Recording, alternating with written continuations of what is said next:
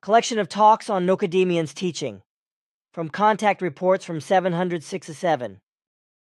Contact Report 721. Excuse me, I did not really want to talk about that, but to ask you what you actually got out of all that he taught me regarding the matter of your task of continuing the teaching and mission of Nokodemion. Your daughter Simyase, as well as you and Quetzal, have told me that you are well occupied with the teaching, and also knew that you are included in the lineage of the teaching of Nokodemion, and that you will therefore also be in contact with me. I know from Svath that he only informed you about everything in relation to the closer connections during the last years of his life. But I would now be interested if you could briefly explain to me some closer connections, such as with regard to your lineage back to Nokodemion, etc. Perhaps also some of your father's Svath annals? The whole thing is rambling, so I will have to go into it in more depth at a later date. What I want to say today relates to the following. About the lineage of our family, which goes back to Nokodemion. It is to be said that my daughters Simyase and Plagia, our relatives, which also include Quetzal, Asket, and Nera, and of course others, are in the obligation to preserve the teaching of Nokodemion, the teaching of truth, teaching of the spirit, teaching of life. This, however, is only the direct teaching, comprising 77 million canons, of which you have made out the OM. But apart from that, there are still many doctrinal parts which are of a completely different nature, as my father listed in his annals, but which were not accessible to him and are also not accessible to us. For this reason, you had to retrieve information from the memory bank of Nokodemion for my father, which was important for him and also for us, and is also important for our future. What I'm about to say, however, is not much, and the whole thing relates to the fact that our task of preserving the teachings goes back to a man of our very early ancestors from the line of Nokodemion. More specifically, to a very distant descendant of his 3 sons, whose name was Gilkar Note, meaning of name, the Rectifier, and who undertook to carry on the teaching. From his family line came the commitment of the transmission of the teachings into the farthest future, whereby the ancient teachings of Nokodemion are preserved and taught to this day, and also throughout our very extensive Playaran Federation. Unfortunately, however, it has not been preserved in its entirety, but only in part, which is why my father Svath felt compelled to enlist the help of his father, grandfather and great-grandfather at an early stage, in order to obtain more precise details and instructions for himself and our family regarding our task of preserving and passing on the teachings. He recorded the results of his research in this regard in his very extensive annals, which he himself, however, only gave me access to in the mid-1930s and informed me of the fundamental connections with the teaching of Nokodemion as well as our family lineage and kinship and the task. So it was only then that we found out about the reincarnations of the spirit form of Nokodemion, namely, that it also appeared in several reincarnations on Earth. The beginning of the spirit form of Nokodemion on Earth came about 389,000 years ago, when a Playaran herald from the Nokodemion lineage named Ijum, meaning of the name the Prudent One, came to Earth with 144,000 human beings from the Nokodemion people and settled in the Gobi Desert. However, the teaching that Ijum taught was disregarded, as has been the case since time immemorial and always, which is why there were always only a few who opened their ears to the efforts of the Annunciator. The majority of the masses, therefore,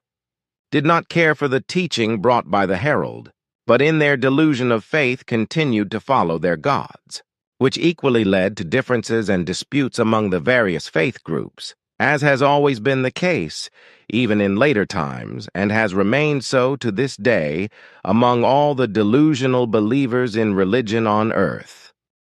At that time, However, after only a short time, the hostilities among the immigrants broke out to such an extent that the city built in the desert and the other populated areas, as well as the earth, had to be abandoned.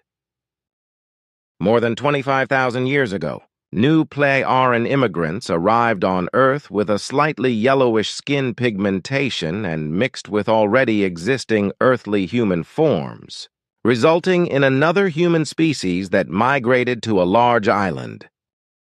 The original immigrants, who came from our Ankar universe more than 25,000 years ago, had created a dimensional gateway millions of light years beyond the Milky Way galaxy, and so entered the Dern universe and from there to Earth, where they settled in fertile areas that are now all part of China.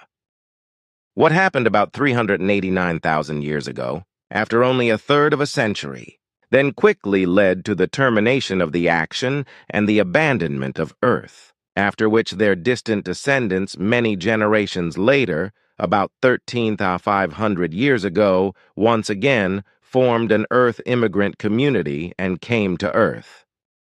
These settled east and south in various places in the areas bordering the Mediterranean Sea and sought a new beginning. This, then, was after another ancient Pleiadian emigrant community had migrated and settled in the fertile lands of what is now called China, some 11,500 years earlier.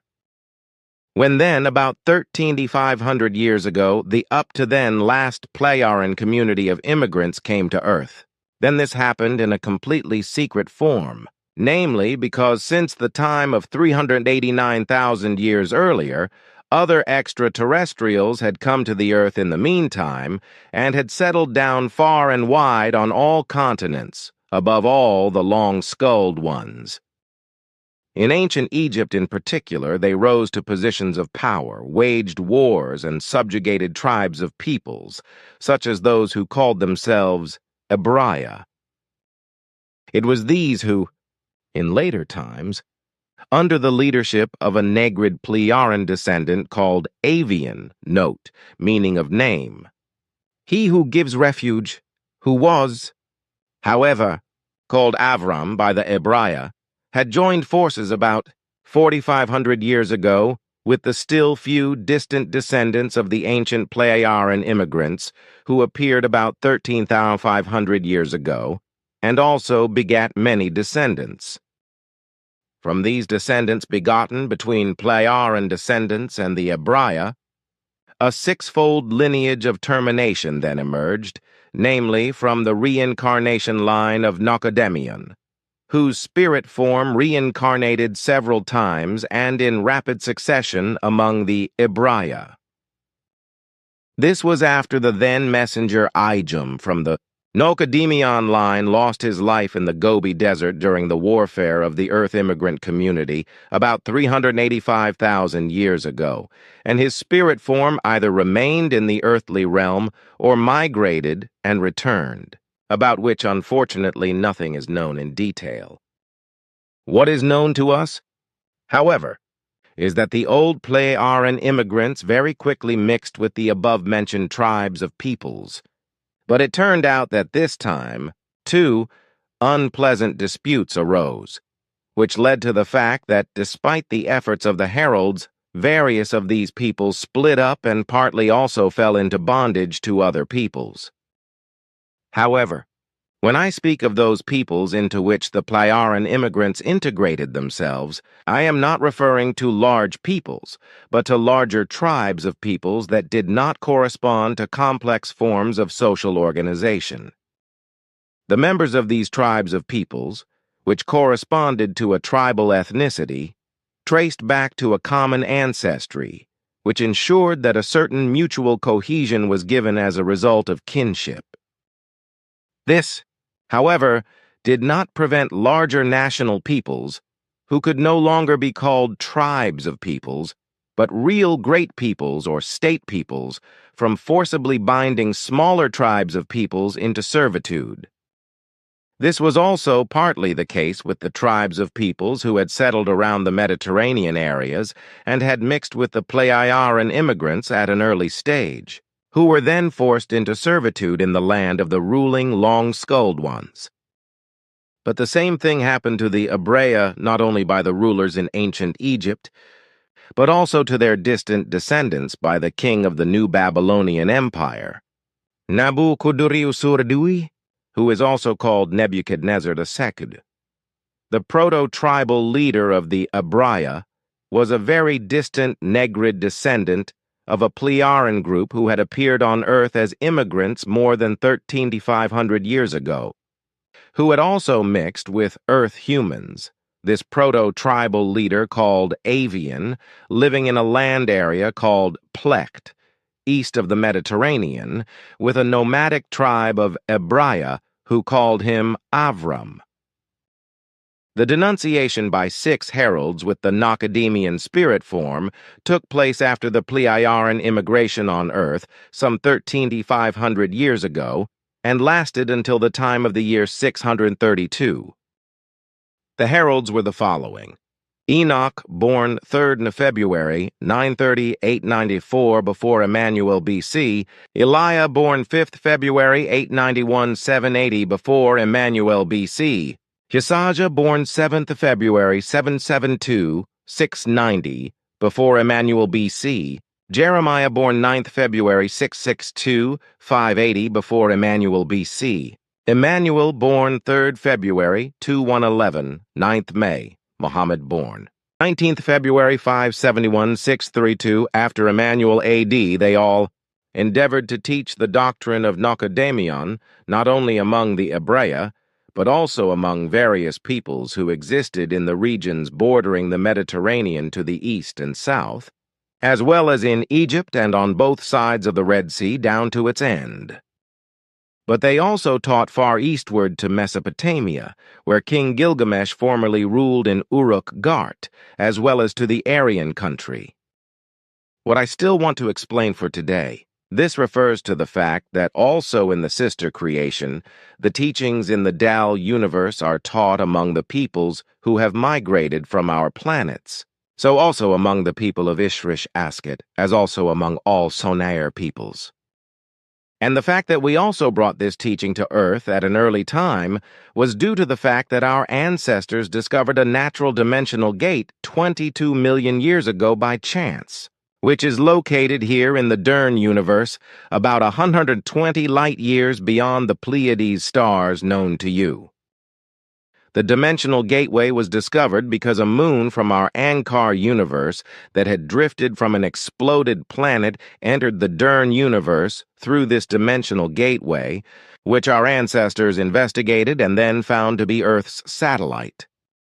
One consequence of this was that over the course of millions of years, small groups of Pleiaren repeatedly migrated to Earth and also died here.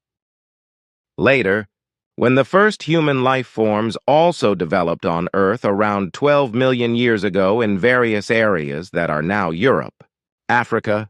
Asia, North and South America, Canada, Australia, New Zealand, Japan, China and Russia, as well as various islands, several small groups of our Pleiaren ancestors had also already settled in some areas on the planet, but they all died out in the course of the next millions of years. About 6 million years ago, when the distant descendants of the first human beings moved in a few specimens all over the Earth and had developed more highly over the next 3 million years, more Pleiaren emigrants came to Earth, some of whom joined forces with the original earthly humans and mated with them. As for the further teachings of Nokodemion, which concern the teaching of truth,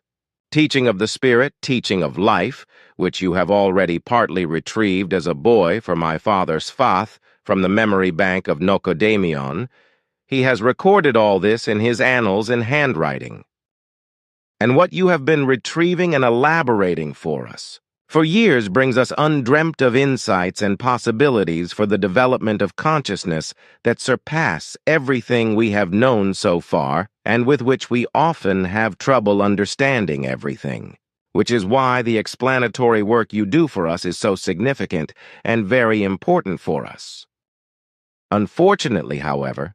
We can only cope with this if you constantly provide us with the necessary explanations and explanations in your computer, which we can constantly take over and D. That was the case, yes, as our handed-down knowledge shows, but this was concealed in the extremely heavily falsified written folk history of the Abraya, as well as all the facts I have mentioned. In addition, the teaching brought to them of Nokodemion was extensively rejected, and an untrue religious story was invented to the contrary, just as in the same wise was the history of the origin of the Abraya people's tribes and their descendants. Truthfully, the records were only written out many decades after the real events by scribes with their own interpretations, ideas, and fantasies, just as was the case with the 6 proclaimers. In the case of Muhammad, for example, it was more than 100 years after his death before the first words were written about him, and his teaching was completely disregarded and rewritten and replaced by a completely reinvented one. Hence,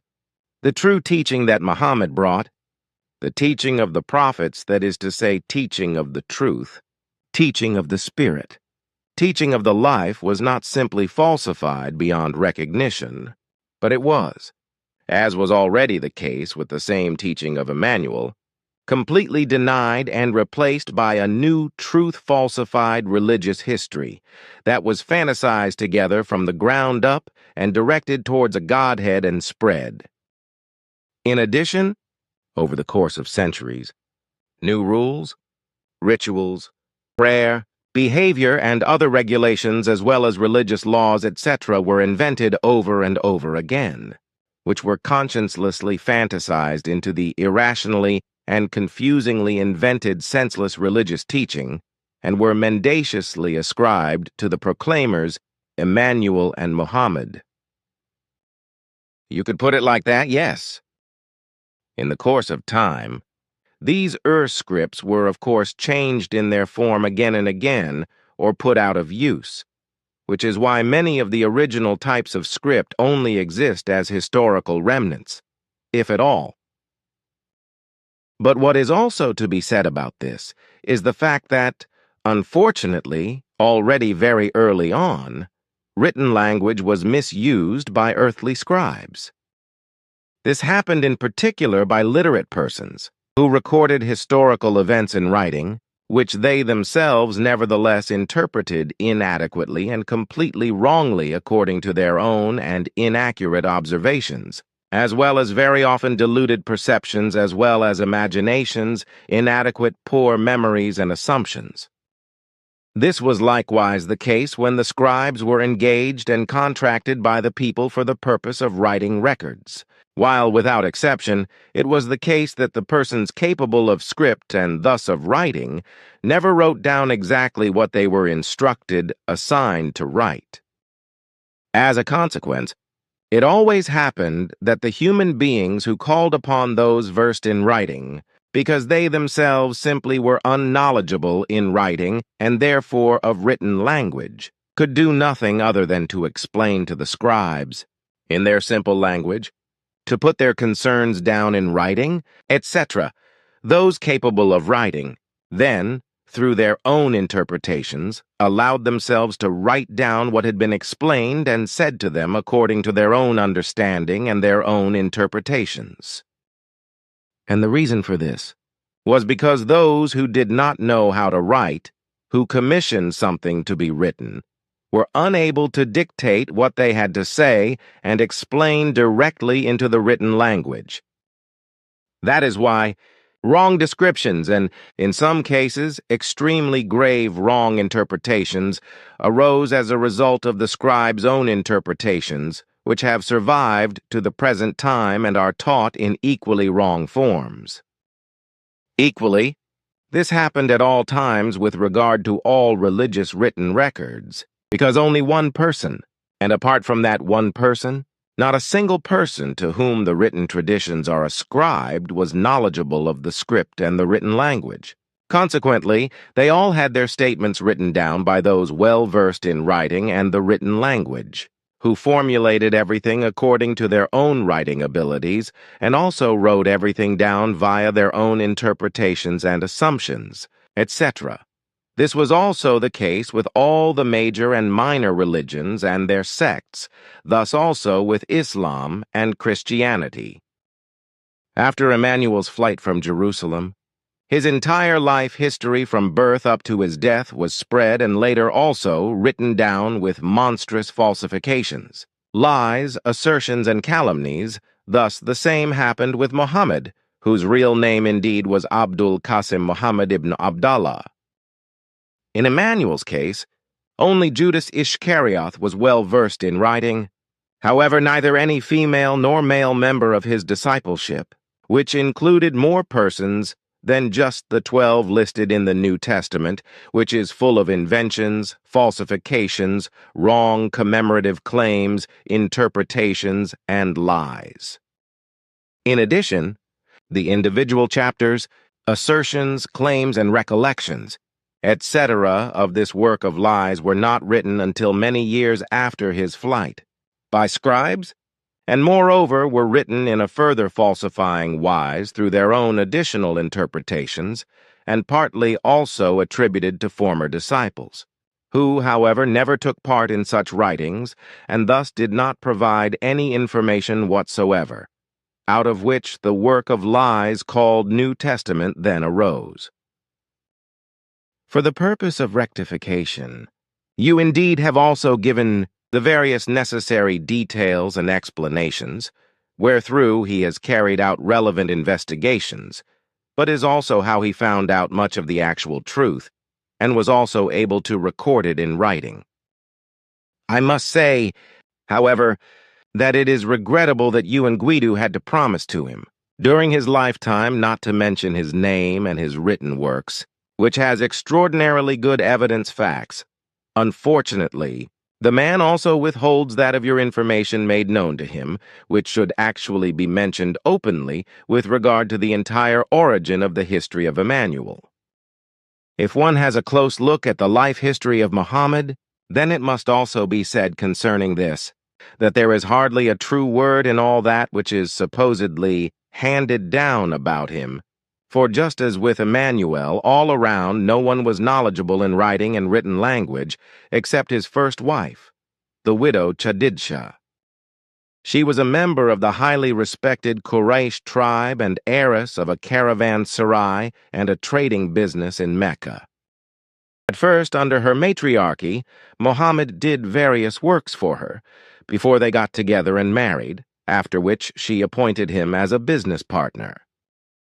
The woman was connected to Muhammad by sincere love and was also able to connect with his teaching, which she held in high regard, although she did not record a single word of his teaching or of his life in writing. The incredibly infamous calumny that Muhammad is said to have fathered several children with this woman corresponds to a lie beyond compare, because the woman was incapable of conception and therefore could not be impregnated by Muhammad. However, since Chadidsha wanted to have children, it was decided in agreement between her and Muhammad to adopt several orphans and to secretly pretend that they were their own. After his wife died, he married Sauda bint Zama as his second wife, with whom, however,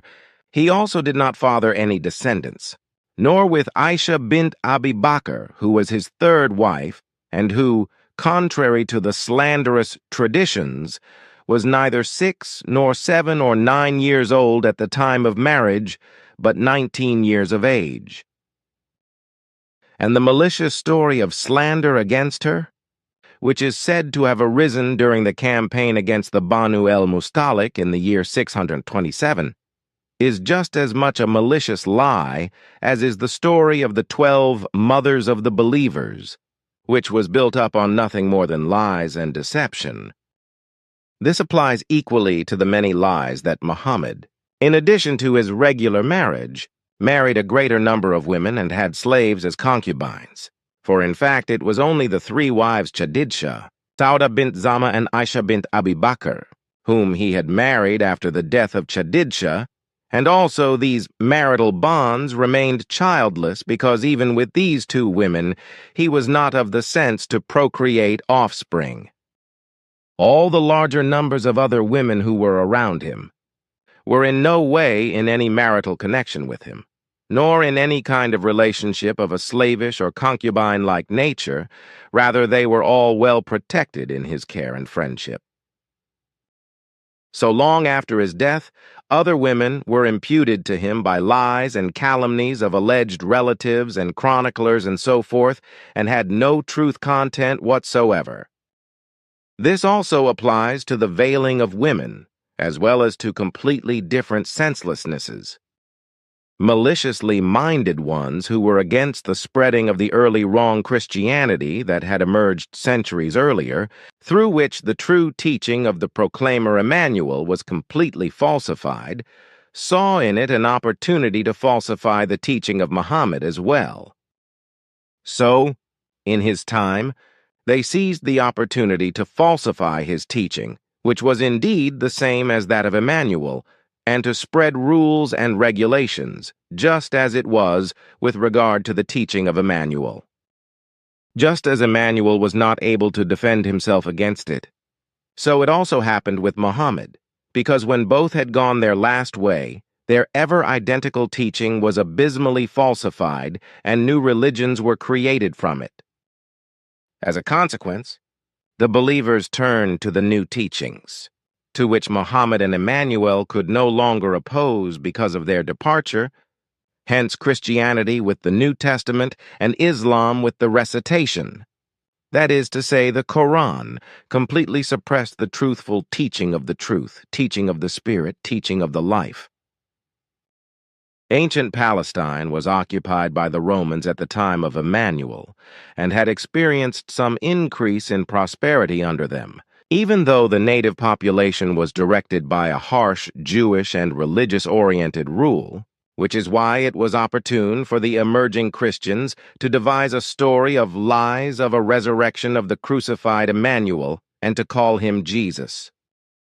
This, while southern Arabia was a very backward area at the time of Muhammad, far away from all the cultural and economic centers of the world at that time, where the human beings who were poor suffered great hardship and were only too happy to believe in and fall prey to a new religion of salvation.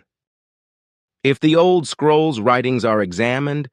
which are supposed to come from disciples, direct followers and the like, as well as from direct or indirect descendants, relatives, or from family members of the two proclaimers, then all such alleged written proofs correspond altogether to only sneaky and disingenuous falsifications, wrong memories only partly true, and wrong renditions, as well as very fallible interpretations by the scribes. Truthfully, there is not a single such ancient document which would be directly or semi-directly related to a person who had been in direct or indirect contact with Emmanuel or Muhammad. Claims to the contrary and so-called written documentary evidence proofs correspond to nothing other than falsifications and lies, because in the case of both Emmanuel as well as Muhammad, the first written records were made only years later, after their departure, that is to say, after their death. And this happened according to very inadequate or erroneous memories, but also through conscious false claims and lies, etc., as a result of which glorifications and fairy tales regarding Emmanuel and Muhammad also came about. In addition, various direct and indirect followers were fraudulently, lyingly attributed to the two proclaimers, who in truth, however, had nothing to do with them. Even disciples, followers and relatives as well as friends, etc., versed in writing, were attributed to the two proclaimers Emmanuel and Muhammad at all times, but out of all those mentioned, not a single one was knowledgeable of the script and writing. Judas Iscariot was the only one amongst all who correctly and truthfully mastered the script and who was well versed in writing and a disciple close to Emmanuel. Later he was slandered by falsifiers of writings and by hangers-on just as the name of Jesus was then also imputed to Emmanuel. So it must repeatedly be made clear that everything was the same with Muhammad and Emmanuel, although concerning Emmanuel, it was Judas Iscariot who was well versed in script, writing, and written language, and who made the Chronicles, from which the Talmud then arose through your and the group members' efforts, which in the end had to be correctly translated and revised by our script and language experts, specialists,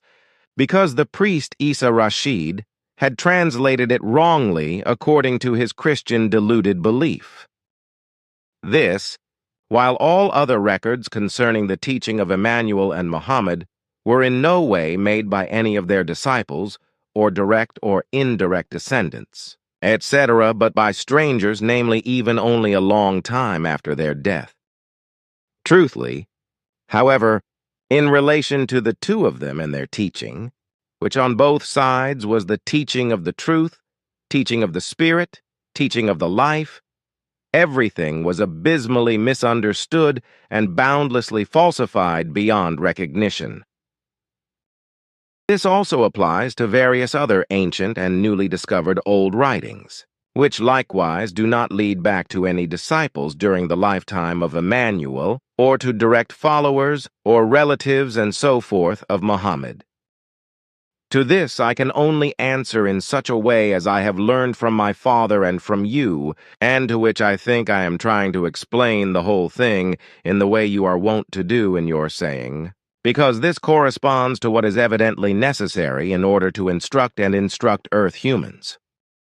For in the course of the last few years we have gained very clear knowledge through observation and study that the earthly human teaching methods for the development of mind, reason, and intellect are extremely defective, as is also the case with the teaching methods in regard to morals, cognition, mentality, ethics, and ethos.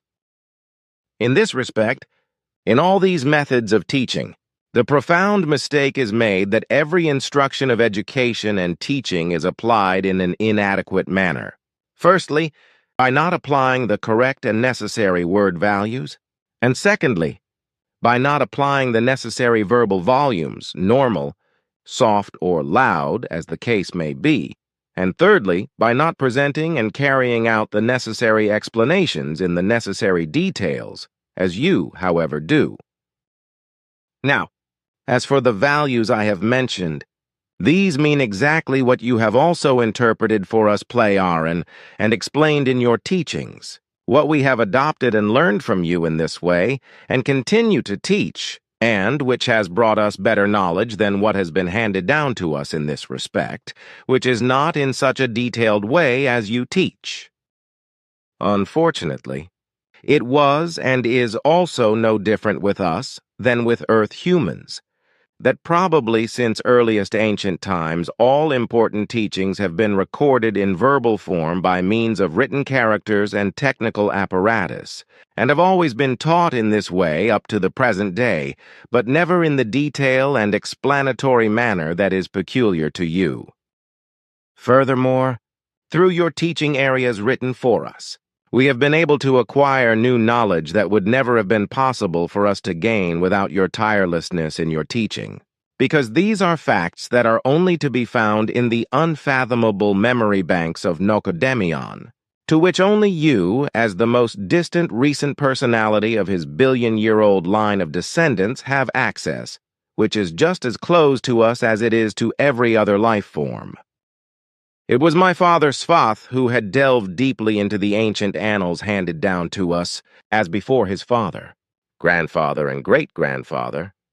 etc., all the way back into the farthest past, whereby great parts of the spiritual teachings have been preserved over all times of millions and billions of years, and have always been passed on, but only taught in the narrower circle of the Nokodemion lineage to which my family lineage belongs. It was also determined early on that the teaching should also be carried out and spread wherever parts of our peoples who are descendants of the Nokodemion line segregate themselves into other systems.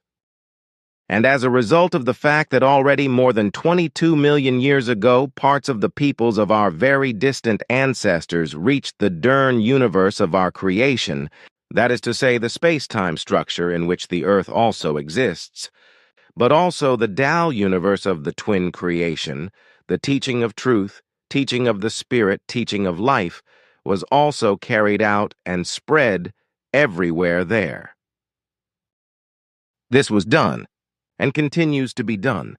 by teachers trained for the purpose, as my father was one, but his task was to teach you, and thus your new personality, from the direct distant descendant line of Nokodemion, and to prepare you for the task ahead. And this task he fulfilled, along with others who taught and prepared for their task the 6 other elders who had already been active before him on Earth, and who each emerged as the new most distant personalities, from the line of Nokodemion, but you are the only most distant descendant and elders person who is marked by a faint mark on your body as evidence that your present personality corresponds to the descendant personality of the previous elder's personality. This determination, however, leads back to the level of Arahat Atharsata,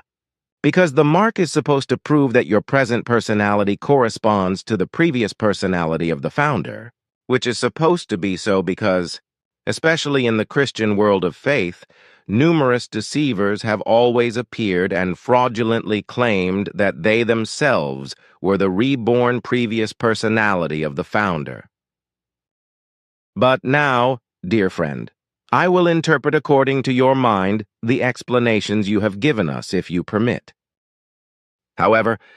I think you will have to rewrite all the teaching you have written for us for the group members and all the readers of the conversation reports for the sake of their understanding, although I think that what you have done for us will also be of importance for all the Figu associates, etc. It will be as you have said, because on the one hand everything corresponds to how it actually is, as we have recognized since you worked out the teaching of Nokodemion for us, which only you can do, because we have no possibility whatsoever of being able to use his memory banks. And what I have to say now, for that I will ask you to just let me talk. Listen and do nothing else but listen. And so now to the following. Since you have been calling up and working out the teaching material of Nokodemion for us since your youth, for more than 70 years now, this has allowed us to recognize many errors in all our old teachings, whereby we have been able to correct, rectify, and completely renew a great many erroneous things. And to this I will once raise my voice and express my deepest thanks to you, especially myself, as well as in the name of our body and all our peoples, for you have done so much for us, Playaran, from your youthful days until today, tirelessly and so immeasurably, that we stand deeply in our thanks for you, which we offer you in all respect, honor, and dignity, and will also do so in a special way, about which, however, I will remain silent today. Edward, friend, excuse me, words fail me. Edward, even though I am several times older than you in years, please do not say a word about it. You are like such a good and loving second father to me, as was also my father's Svath. And when you will be gone, I will miss you as I still miss him too. Despite the years that have passed since he left, and I want to speak of something else. And that is that it was only through the work you did for us Playaran from early youth, and even more so when you began your mission openly and have since made so much of the teaching of Nokodemion to an extremely extensive degree, that the whole thing finally made all our peoples realize what wrong ways we had gone. It was only through your untiring expositions from the teaching of Nokodemion that we also learned to understand the interrelationships of the real facts of reality and their truth, through which it became possible for us to correct much of what was wrong and also to reshape our attitudes, morals, ethics, and our entire modes of action and behavior in a good, positive, and evolutionary way. Through the teaching of Nokodemion, which is indeed your teaching in the correct manner of his distant line of descendants, we Plyaran have changed, rethought, learnt much, and thereby gained a new future through the teaching you have mentioned. Through the work you have tirelessly done for us since your youth, you have helped all our peoples to progress and make positive changes. And through this, we are able to continue our efforts of our entire mental development in a progressive way, which had found a new beginning through our ancestors more than 52,000 years ago in the earthly calendar, but which only through your untiring work for us, Plyaran now brings all that which makes us true human beings, as you often like to say. But we cannot and must not lose this anymore, which is why we remain in our efforts in this regard and continue to learn. You shame me, my friend. Because, well, no, let's not talk about that, because there are other things I want to talk about now.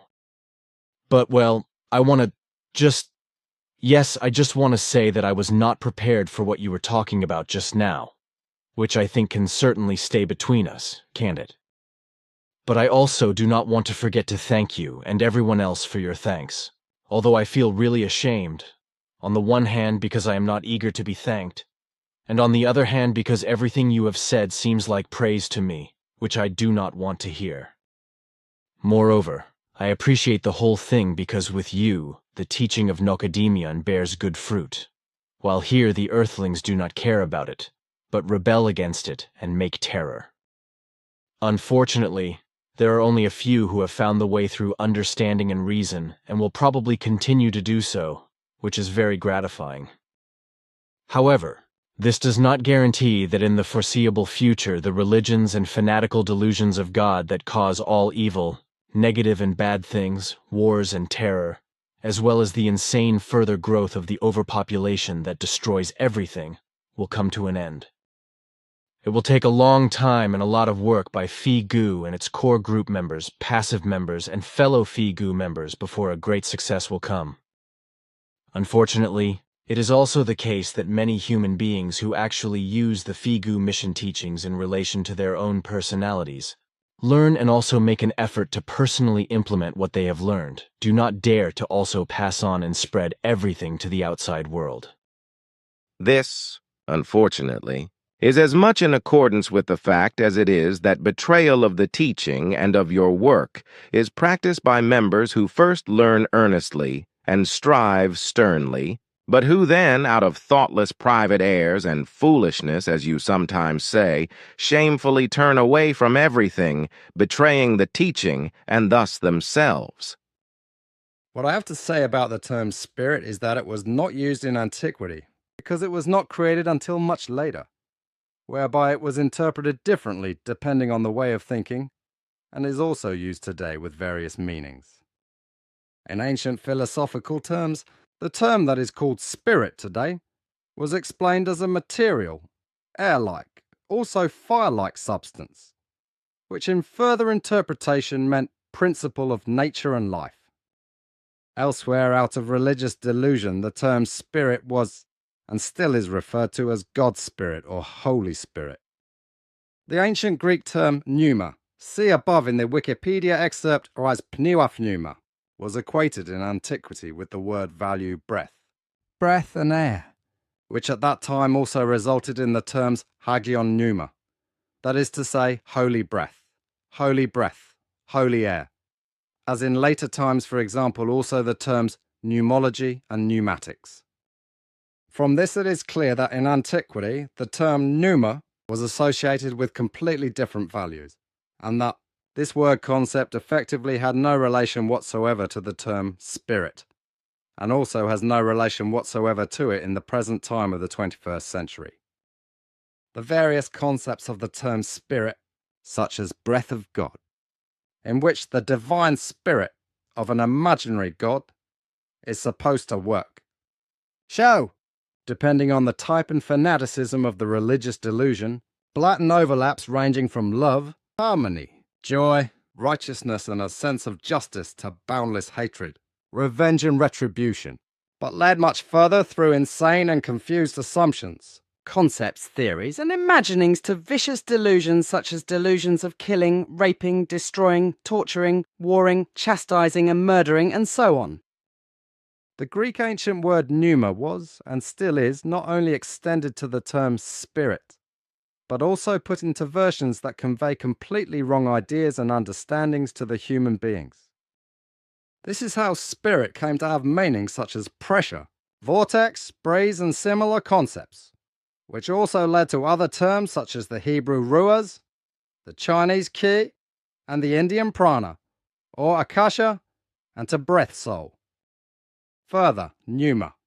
is regarded by the Stoics as a kind of fiery breath of air that is supposed to permeate everything and convey a kind of destiny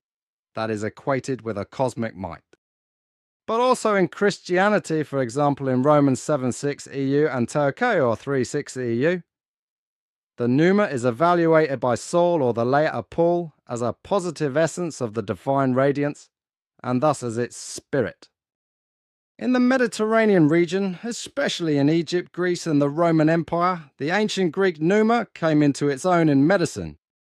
Because it pulsated through the veins together with the blood,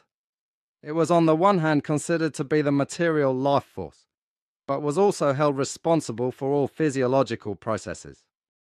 It was already at the time of Hippocrates, the physician of course, who lived between 460 and 370 BC, that the historically established oath of the physician's vow was taken, which was originally written in Greek,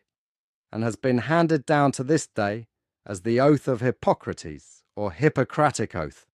or as the first fundamental formulation of medical ethics. In truth, however, it is still unclear who was actually responsible for the authorship of the oath. Basically, it was the Hippocratic physicians who thought about what the pneuma could be, and where in human beings it could have its seat as a material life force, for which actually only the brain was considered. On the other hand, secular doctors, today called psychologists and psychiatrists or shrinks, assumed that the source of life was in the heart.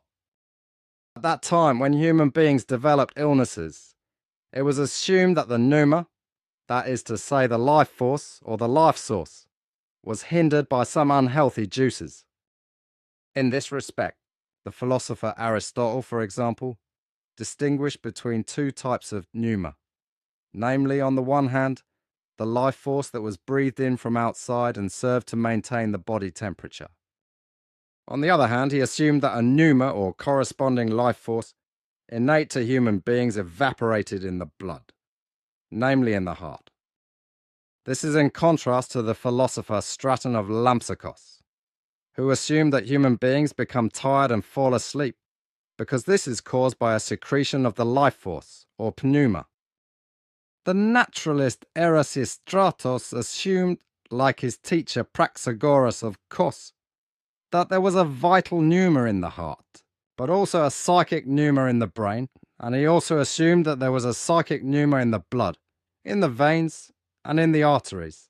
as well as in the nerves. So, it is not surprising that pneumatics played a major role in the ancient school of medicine. This was especially true of the natural scientist, anatomist, surgeon, and physiologist Erasistratos, who, together with Hierophilos of Chalcedon and Eudemos of Alexandria, played an important role with regard to the pneuma. What helped him particularly was the fact that he, together with the others, was able to carry out his anatomical studies primarily on human bodies, which he used alive as dissecting objects and of course also killed in the process, all under the protection of the ruler of Alexandria, who supported researchers with regard to their actions. So, Erasistratos in particular was only able to chalk up his research results because he was actually able to dissect human beings, usually prisoners and slaves, alive under the patronage of the ruler. Now, about these early beginnings of medical research, and especially with regard to the cross-dumb false assertions and findings of the philosophers and natural scientists, etc., most of which are still commonplace today in certain sciences, especially in psychology and psychiatry, there would be an infinite amount to report, elaborate, and explain.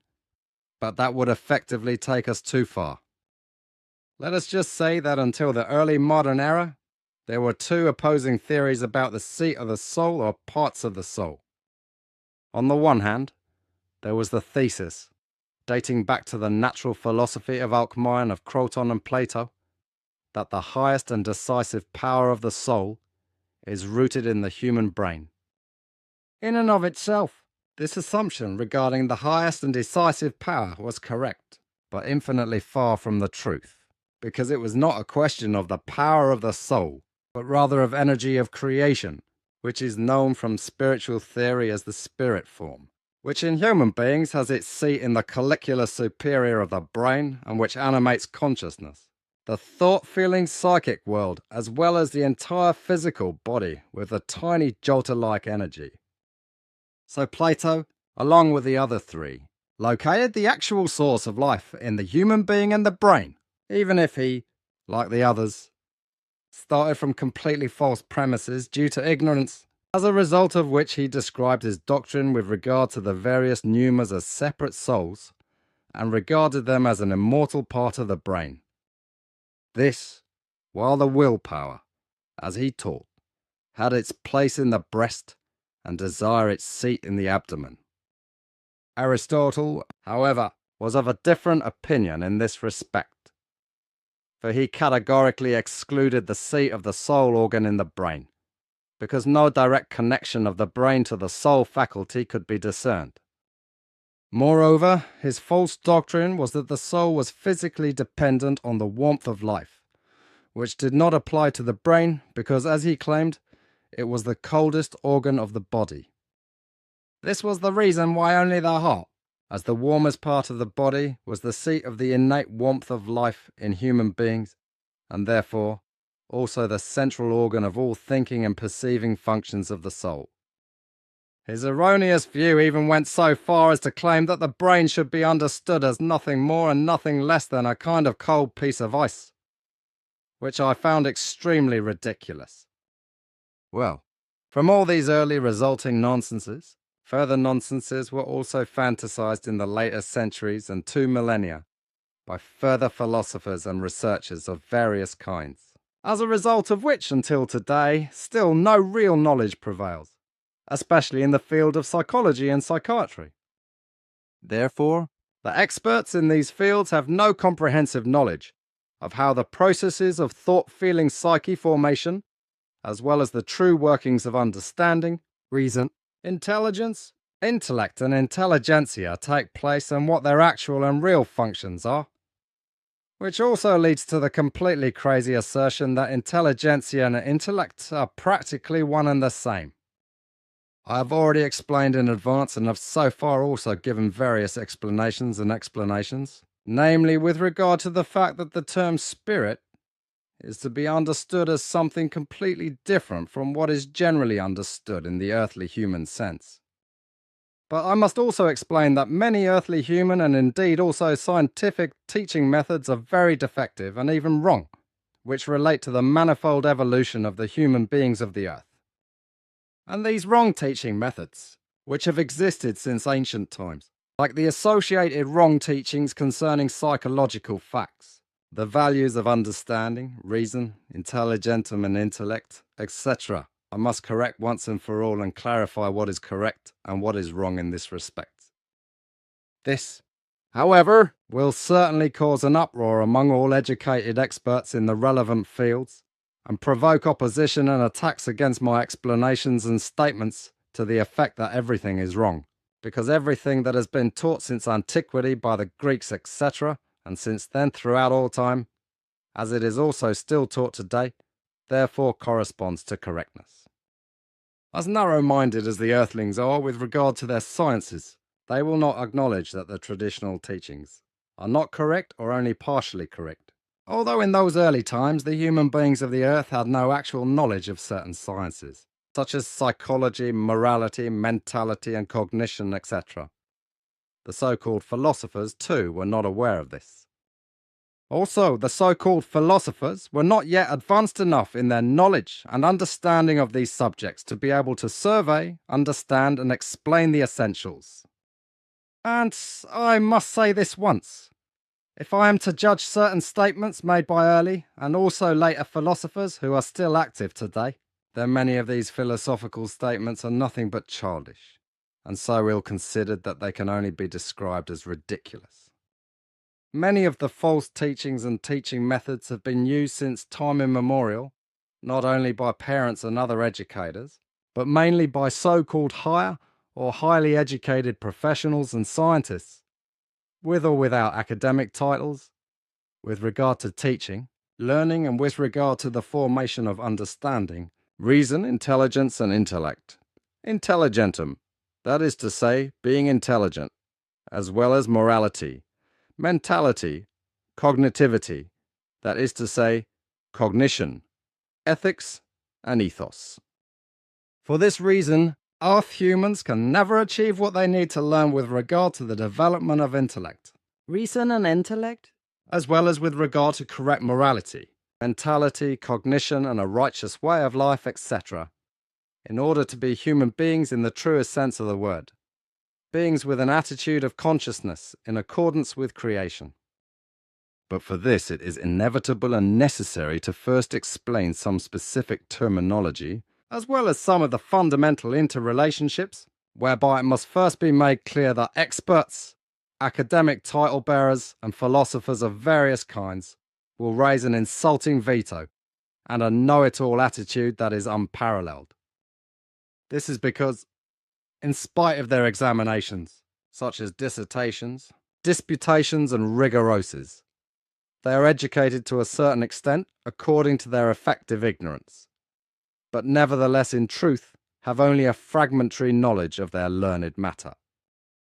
That the entire earthly science of psychology proceeds in practically all respects from completely false presuppositions was explained to me by Svarth as early as the 1940s, and he taught me very thoroughly and also very extensively with regard to psychology, as well as the intellect, reason, intelligence and intellect, intelligentum and intelligence, and so on.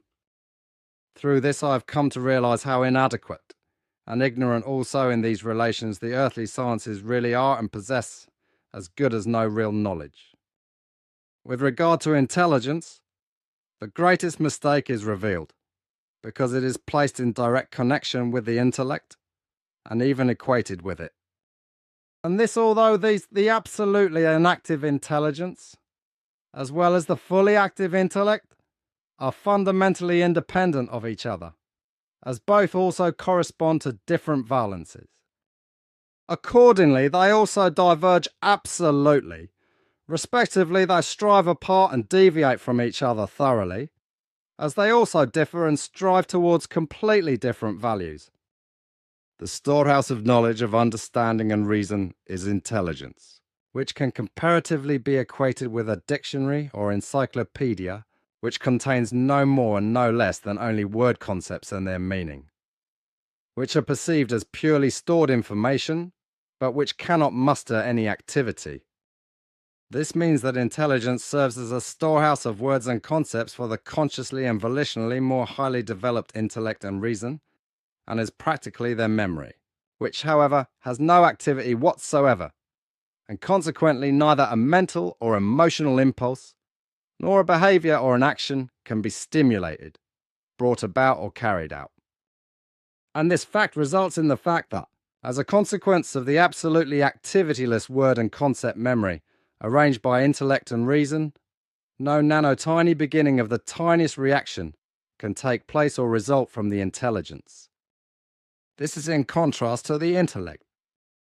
The intellect, which is absolutely highly active on a circumferential level, forms the storehouse or repository of all the countless values of knowledge and development taught, developed and formed by the intellect and reason, which manifest themselves in the intellect as active energy of movement, assertion, ability, action and circumferential energy of use, whereby it is given for the human being in every conceivable relationship in a positive, negative or balanced neutral way that he can comprehend, implement and realize everything through action and activity. And this is possible for him solely through his intellect, which has received all the necessary necessities and prerequisites for this from the development of understanding and reason,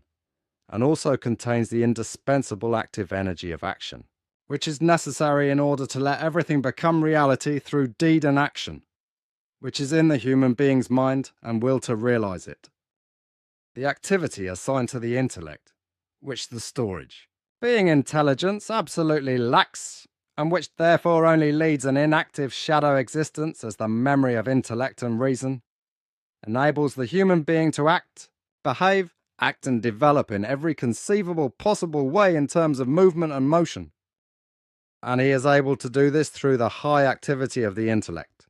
and thereby also to have an evolutionary effect on himself in his inner being, as well as in relation to external developments.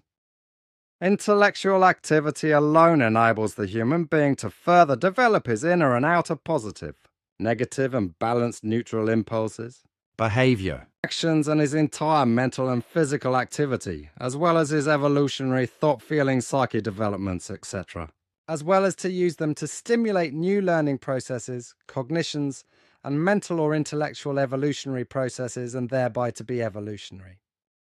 And this is naturally possible for human beings through the natural drives of the most nano-tiny impulses and their further development.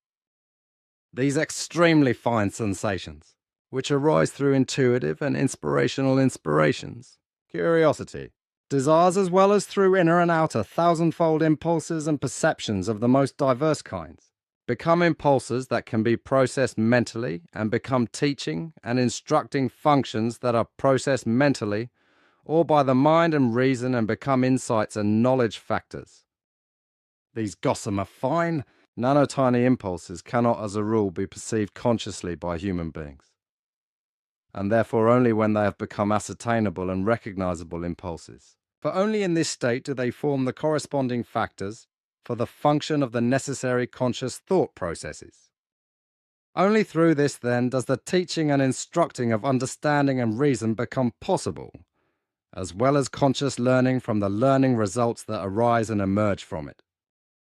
In further consequence, the whole of what is learned through understanding and reason is entered and stored in the active intellect, which the human being can then use, comprehend,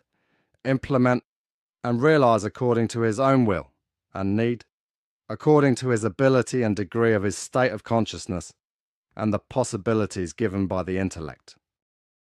This is precisely because the intellect alone corresponds to the highly active block,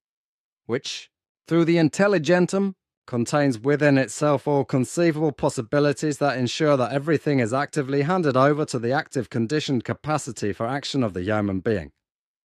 and that he can use, comprehend, implement, and effectively realize all the abilities and values that come to him in this way through the intellect.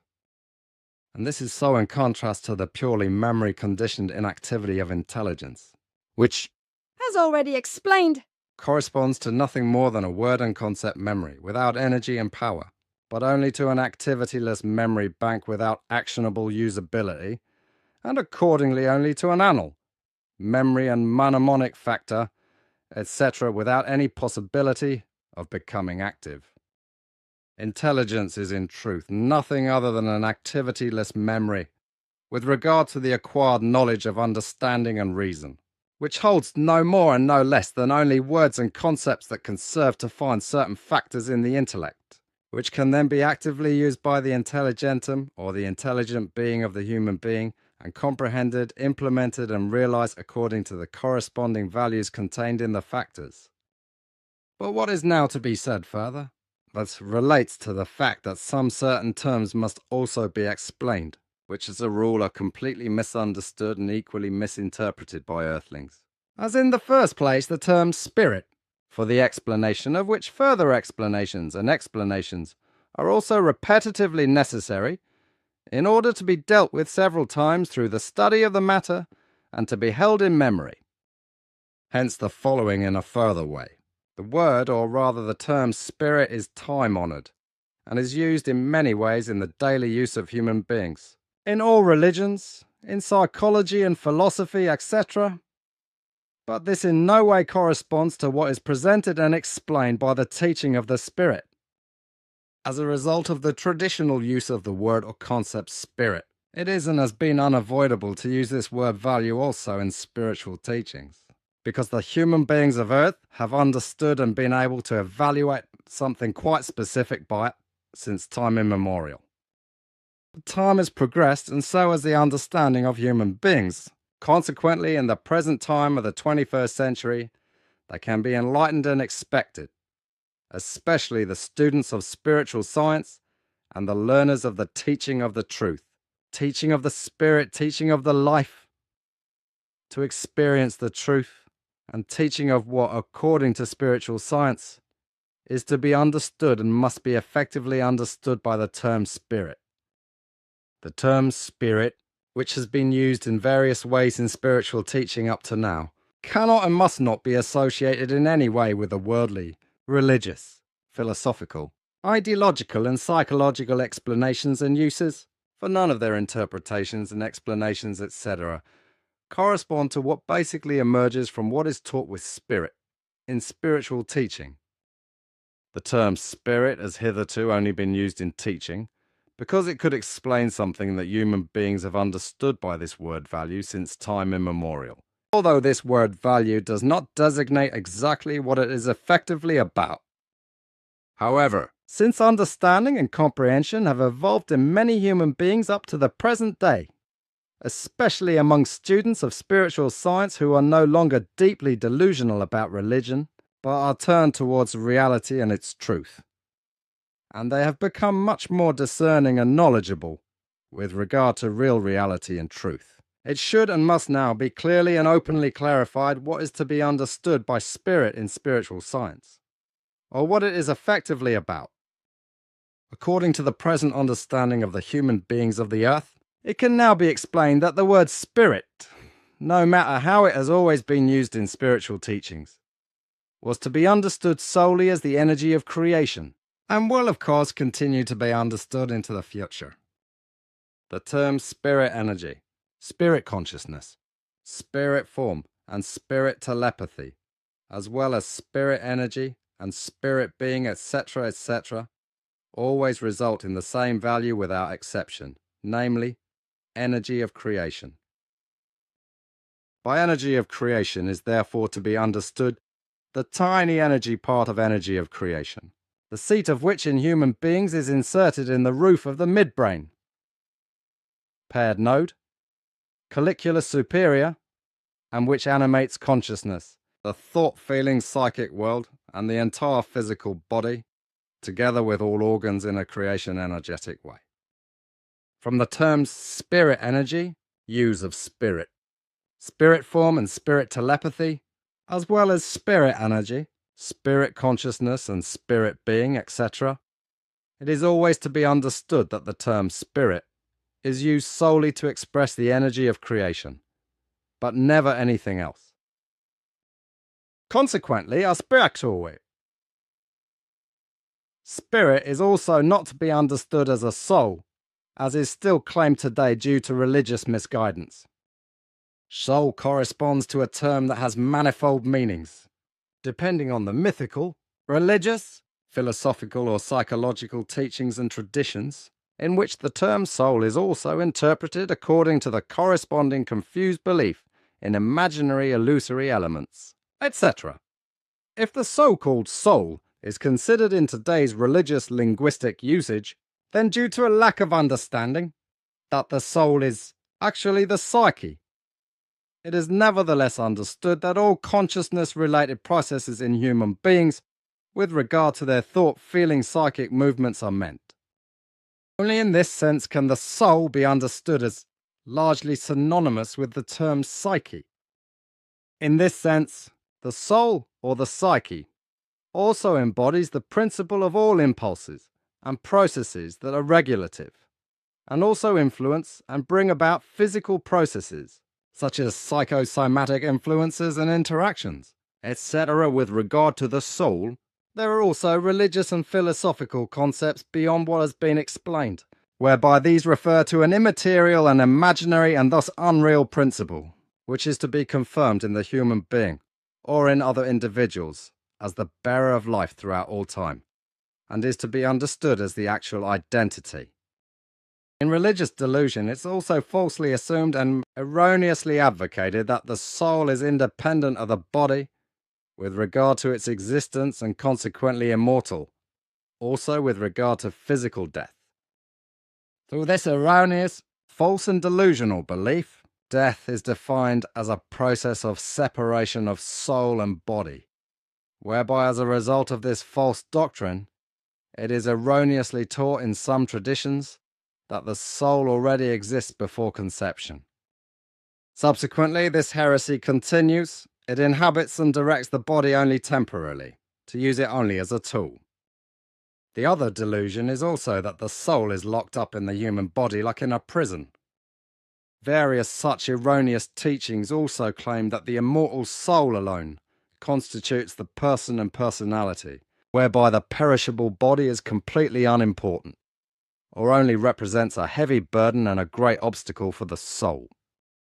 In numerous religious dogmas, delusions and myths, fears are evoked and threats made concerning a terrible fate for the soul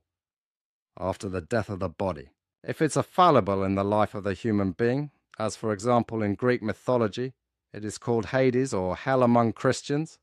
in Islam Jahannam, Hebrew Gehinnom.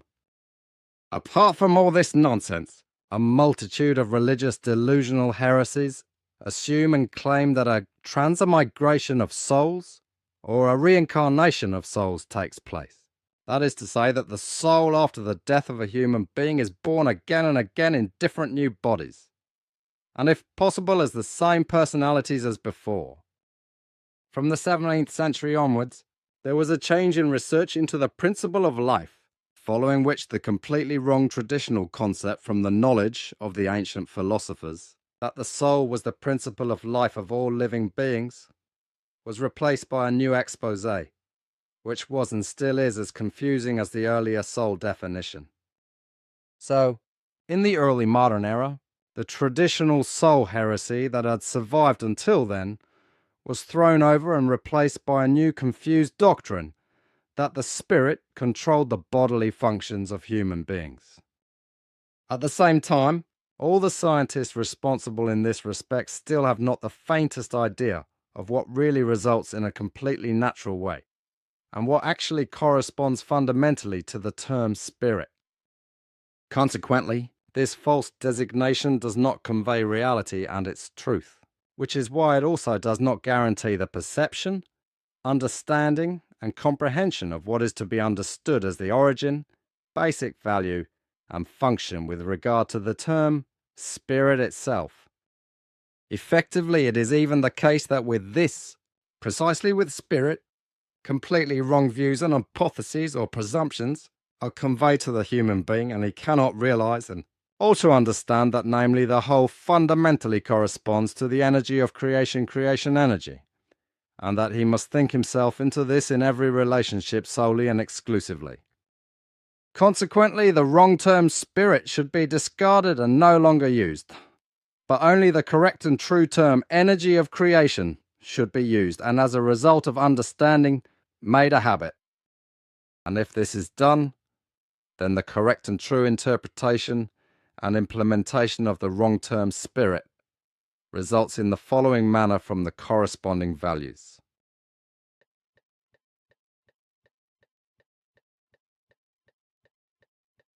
Spirit is therefore in every case always to be understood as the creative,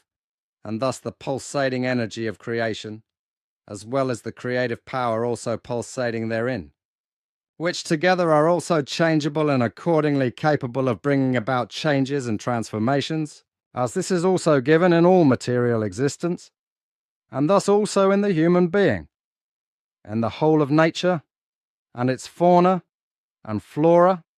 as well as in the whole universe and realm of creation in the absolute. Unfortunately, however, it is not possible for a human being to understand this who has become a slave to a religious, worldly, philosophical, psychological, ideological, studied or self-centered delusion, because he is so dominated by it to the point of impossibility that, firstly, he is not able to think thoroughly about himself and his primordial who, how, what I am, and is therefore also not able to get to know himself.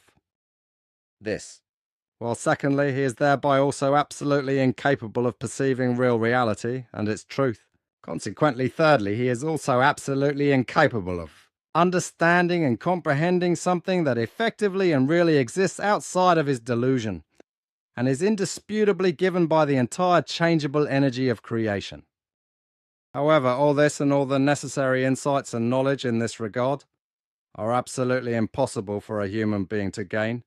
if he is in any way addicted to delusion. Consequently, he is also unable to come to terms with the actual reality and its truth in relation to these facts, and remains a slave to stupidity in this respect. As far as the fact is concerned, however, that in the early modern period of the 17th century, the sole false doctrine originating in antiquity was increasingly rejected and replaced by a new and equally false theory. Consequently, it went down the drain was based on the argument that the soul was not needed to explain the affects and bodily processes. Particular attention was paid to the influence of the philosopher René Descartes, who attributed a soul to human beings, while claiming and misleading that its function was limited to thinking. René Descartes, Latinized Renatus Cartesius, born 31st March 1596 in La Haye-en-Touraine, died 11th February 1650 in Stockholm, was a French philosopher, mathematician, and natural scientist. It is known about Descartes that he strove for complete certainty, which is why, in order to find it, he questioned everything. And that included reality and its truth, and thus also the existence of the world. And I remember that he even expressed himself in such a way that he doubted that he existed at all, as well as that he fundamentally rejected any religious or other belief, and thus also the imaginary God. These facts have also been handed down, although it was also a fact that he made enemies of many, both in his own circles and in the outer circles, in which he was also known as an eccentric. This was because, as a result of their religious sectarianism, they saw his ideas, hypotheses, and doubts as the work of the devil and him as a heretic. That is why he also expressed himself in such a way that he would have been better off becoming a beggar than a philosopher. Nevertheless, he continued and did not let himself be dissuaded from his studies and the false results also by truthful explanations from Svarth, because he was simply stubborn and unteachable in this respect. The fact is that his true and false ideas have been carried into the present day and still occupy the philosophers and natural scientists, etc., whereby I would like to say once again with regard to the philosophers, that an enormous number of their statements and ideas are more than just thoughtless, but effectively ridiculous. What is particularly disastrous about their statements concerning the principle of life is that they deal with it at all, because they have no idea whatsoever about its reality and the only truth it contains. The fact is that all the old, newer and newer philosophers have to this day recognized nothing at all, philosophically, from this subject and its facts. Consequently, they have also been unable to evaluate anything in this respect. And they will not be able to do this in the future either, because this is reserved for specialists who deal with the matter of the energy of creation and its function in the human physique, and therefore with the energy of creation and its forces in the entire body, brain, consciousness, as well as with the structure and logical or logical active process and work of the entire thought, feeling, psychic world of the human being. Returning to René Descartes, who ascribed to the human being a soul alone, as well as the fact that this soul is solely responsible for thinking, a debate has been going on ever since in the world of philosophy, etc., about his confused doctrine, which I call the soul-body-life principle problem. Since Descartes, this has continued to this day, and still no human being has become clever enough to get away from the old nonsense doctrines of all philosophers in order to turn to effective reality and its incontrovertible truth. On the contrary, the whole of humanity on earth is still and always has remained with the old-fashioned false and erroneous teachings of the philosophers. because these, the very philosophers, are considered to be supposedly deep thinkers, knowers, and even wise men, which, however, they are not in truth. So, philosophical muddling along is still going on today in the old traditional framework, as a result of which today's object of philosophy continues the nonsense of the old erroneous, false and confused teachings, but only in the use of a new hypothesis and the new concept of spirit, which is now philosophically stupid for investigation. And this is now in the third millennium in the 21st century, the ultimate of all the millennia-old philosophical nonsense. And the fact that even today the entire staff of philosophers on Earth has not even a glimmer of an idea of what they are dealing with is more than just an evolutionary indictment of poverty, as is also the case with the belief in the nonsense of religions, which, it can also be said, arose from early philosophical illusory perceptions, interpretations, deceit, lies, and deception. But the fact that the new philosophical attempt is now concerned with the new concept of spirit, and in particular with the question of the relationship between mental and physical states, is considered modern philosophy, in which a broad spectrum of strongly divergent approaches is discussed. The whole thing is supposed to start from positions that are supposed to be the existence of an independent, bodily independent, soulistic substance, whereby everything is supposed to lead up to eliminative materialism or eliminativism, respectively, which is considered to be the view within the philosophy of spirit. This central thesis is that mental states are nothing other than appearances. Since time immemorial, various philosophers have also nonsensically claimed that statements about mental facts are inappropriate, and that nothing corresponds to them in reality, since all mental states and processes are only apparent, and moreover, completely reducible to the biological.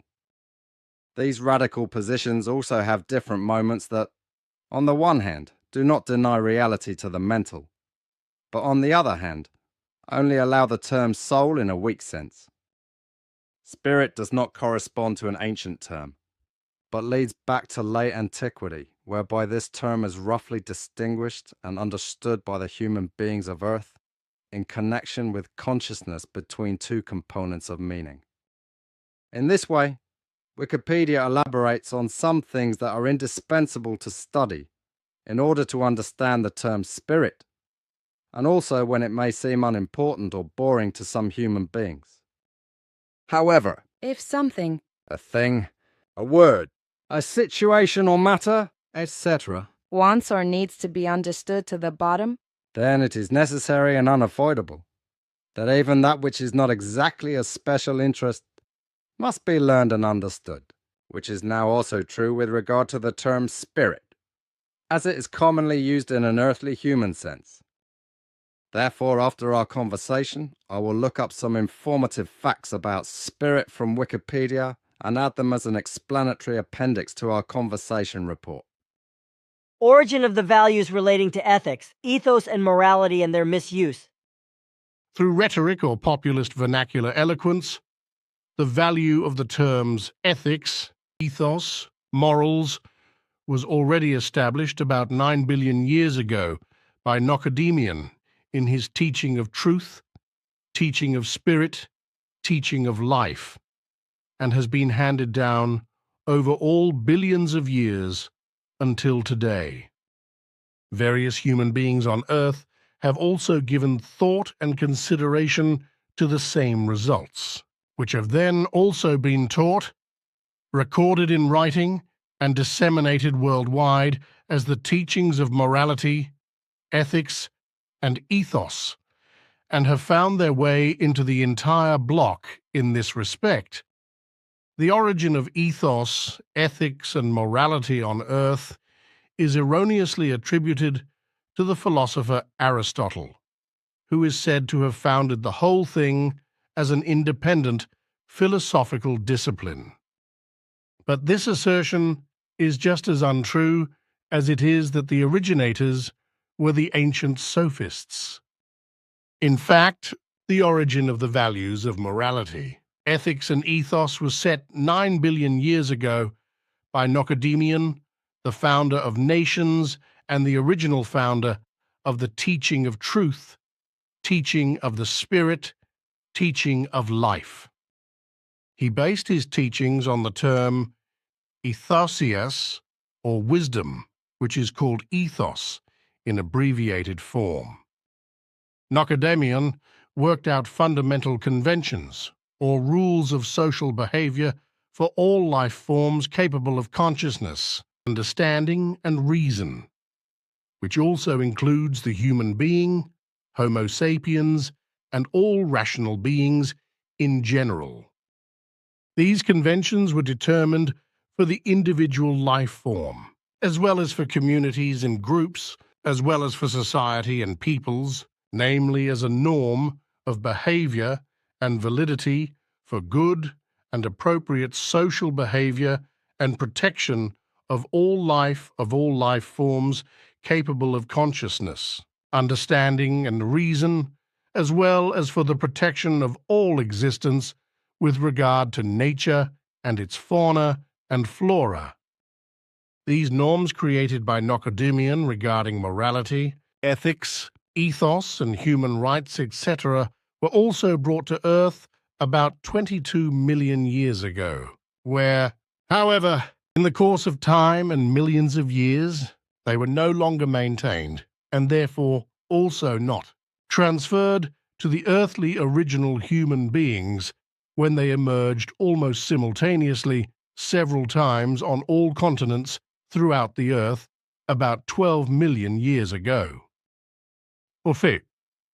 this is contrary to all the false paleontological claims of earthly researchers that human beings only emerged as dry-nosed primates 2 to 4 million years ago in the south of Africa, and so on. The norms established by Nokodemion with regard to morals, ethics, ethos, etc. became valid for every single life form up to the great mass of all human life forms, whereby the only prerequisite for their use and implementation was to possess a clear consciousness as well as understanding, reason, and a functioning intellect in order to be able to make the norms of behavior valid. All the conventions created by Nokodemion in primeval times and brought to Earth in the course of time and forgotten were, however, brought here again by early Pleiaren some time before antiquity, when other Earth foreigners were also coming and going and had already spread all over the world. Even from these, however, the early Pleiaren kept themselves secret for millions of years, so as not to provoke interplanetary conflicts and also not to let such excesses break into their dimension. So they also held back from the Earth foreigners who ruled in various pre-ancient countries on Earth, such as the Long Skulls, who exercised their might especially in the areas around the Nile and in the southland of the American continent. Later, in the time of antiquity, the philosopher Aristotle, as well as others, came back to the ancient teaching of truth, teaching of the spirit, teaching of life, on the basis of a teaching by a Pleiaren sage or itinerant teacher called Fluid Jason, who concealed his origin. Connected with this was also the comprising 77 million canons, whereby he was also made aware by the sage of the canon containing the teaching of the conventions of behavior as created by Nokodemion. From this, Aristotle created what became the moral ethical ethos doctrine, as it also became the sophists, the representatives of a group of Greek philosophers and rhetors or orators who spread their teachings in the 5th to 4th centuries BC. Rhetoricians were also human beings at that time who had mastered a good and already persuasive art of oratory, which was already known as a discipline in Greek antiquity, and was actually nothing other than the origin of populism. And through this art of oratory, human beings were verbally lulled and persuaded for the purpose of what populist speeches were used for, such as, on the one hand, for a philosophical and also religious delusion, but also for influencing political elections and for electing a certain person to office, and so on. In Greek antiquity, rhetoric played a particularly important role in this respect, especially in opinion-forming processes with regard to politics, but also with regard to religious and philosophical delusion. This is also the case today throughout the world, although in modern times the art of oratory has become much more sophisticated, and it has the same, but much more extensive effect, because nowadays populism is also disseminated in various forms through the public media and beguiles the largely uneducated audiences, who unthinkingly defect to the populist speakers and blindly give them their votes. Populism is known in relation to the rhetors or rhetoricians called populists, through whom it has come about that governments are largely misgoverned by populist strong men. So, just as populism played an important role in ancient Greece in order to win over followers, delusional believers and popular vassals for religions, philosophies and politics who were ignorant and incapable of thinking, deciding, and forming their own opinions, it is being done in the same way today. As was the case then, it is also the task and the might of the rhetoric of the manipulative populist religious and philosophical delusionists to win over believers and listeners. And in the present time of the 21st century, that is to say, of the third millennium, the populist deceptive and deceptive bait and switching in terms of political election campaigning works particularly well because the mind, reason, and intellect of the human beings are atrophying more and more. This is primarily due to the religious sectarian delusion and the associated fear of an alleged divine punishment. When people no longer think delusionally, but rationally, and thus according to reality and truth, which does not permit any erroneous, confused, unrealistic, and irrational religious delusion, which not only has a mind-blinding effect, but also makes the believing human beings dependent, in bondage, unfree, dependent, and humble. Through populist rhetoric in the vernacular, uninitiated listeners are persuasively driven towards something and persuaded to a certain opinion and action by means of statements, assertions, misrepresentations, lies, and slander. This corresponds to an effective fact which, unfortunately, due to the stupidity of the listeners, is neither recognized nor considered, as a result of which they unthinkingly fall prey to every possible religious nonsense and delusion, as well as to every political lie, misrepresentation, untrue assertion, distortion of facts, and shameless slander. In this way,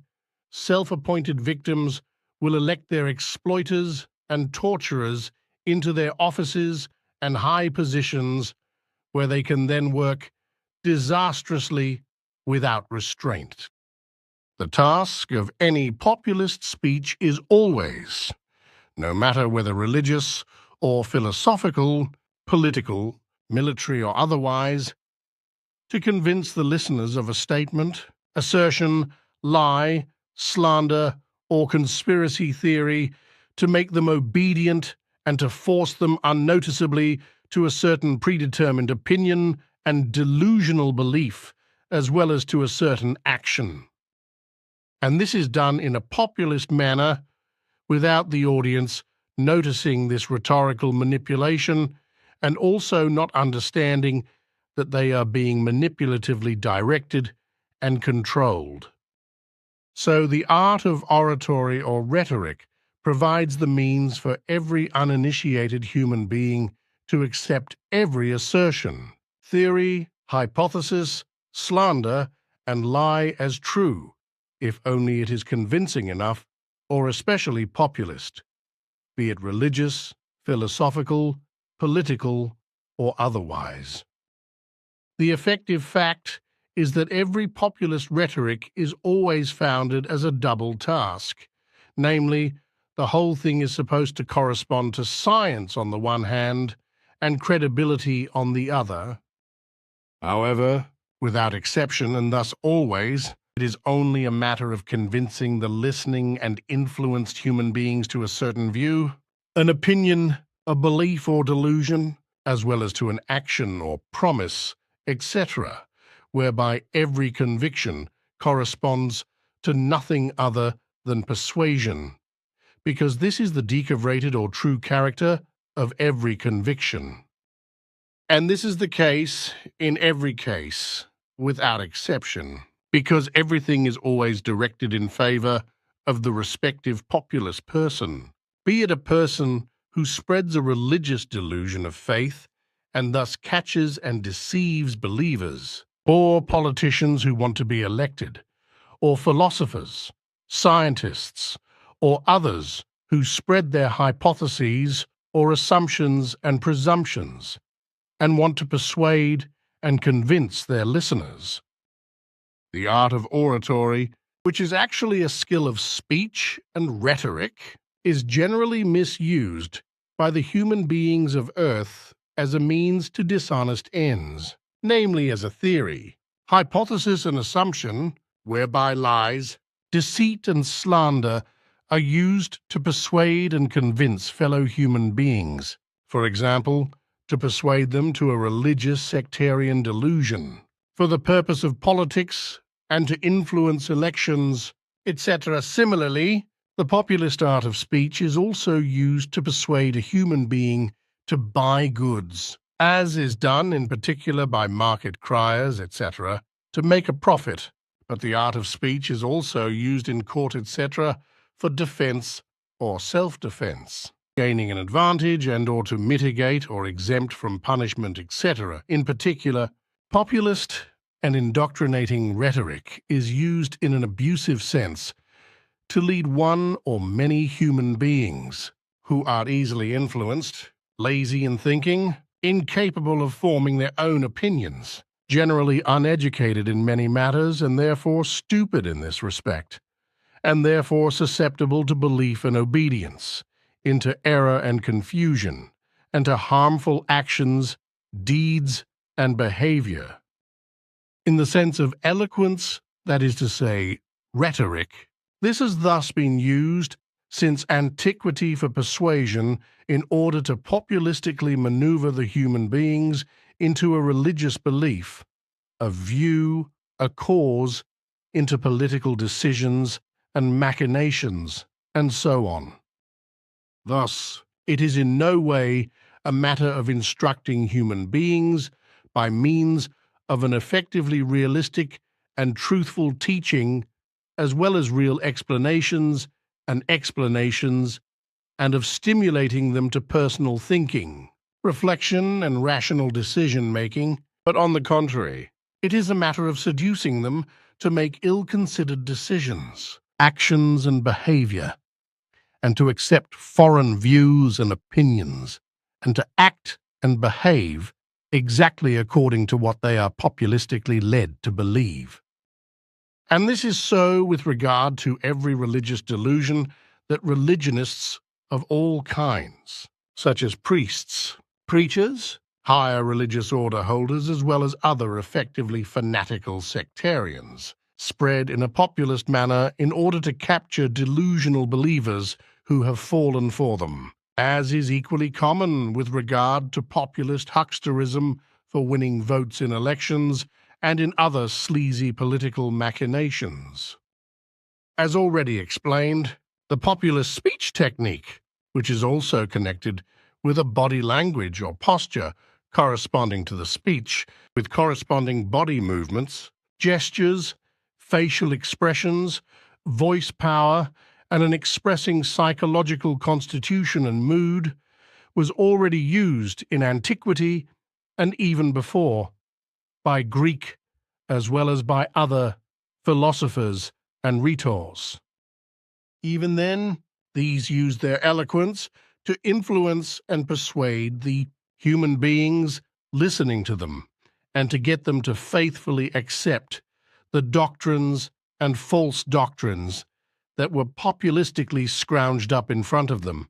and to pay homage to the speakers.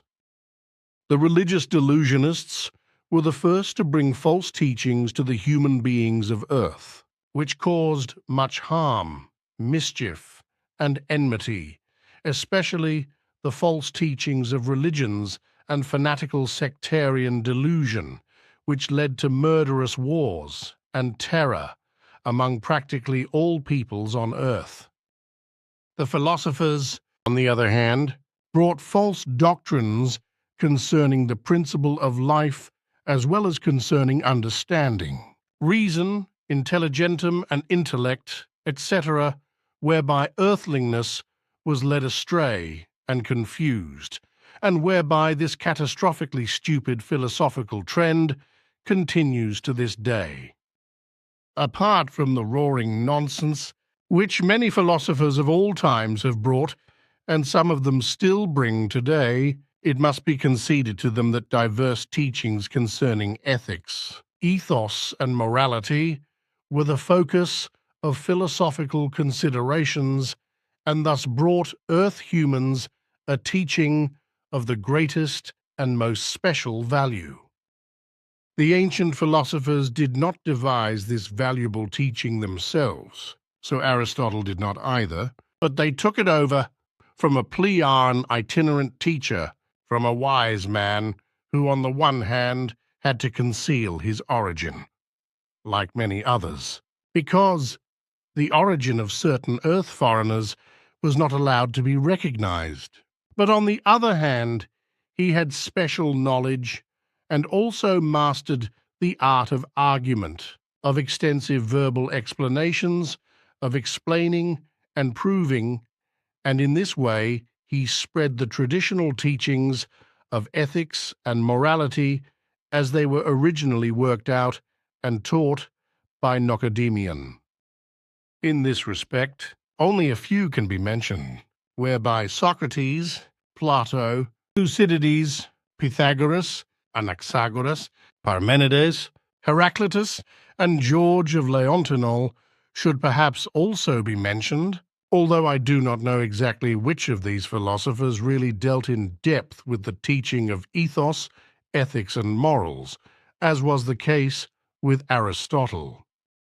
Apart from those mentioned, there were many other ancient Greek philosophers, of whom I only know a few names, but I would like to mention them and look them up on Wikipedia and then mention them as an appendix after our conversation. Question from the hypothetical and theoretical perspective of a rational decision. If I look at ethics and morality from a hypothetical and theoretical point of view, then, from my point of view, the question arises in this regard as to what is rational in relation to how action should and must be taken.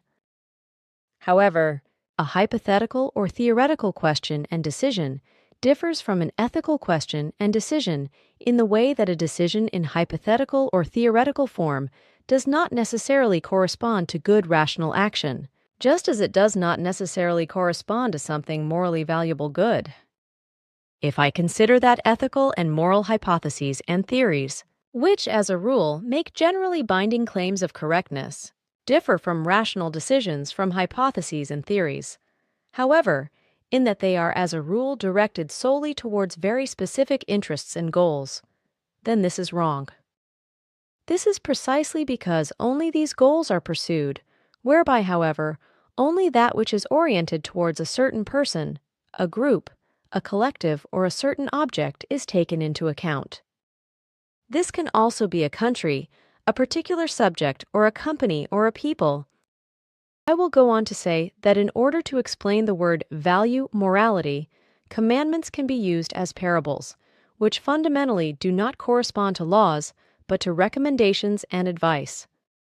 Such commandments or recommendations were already interpreted by the herald Nokodemion about 9 billion years ago, not in our Dern universe, but in the Ankar universe, and thus in another space-time structure.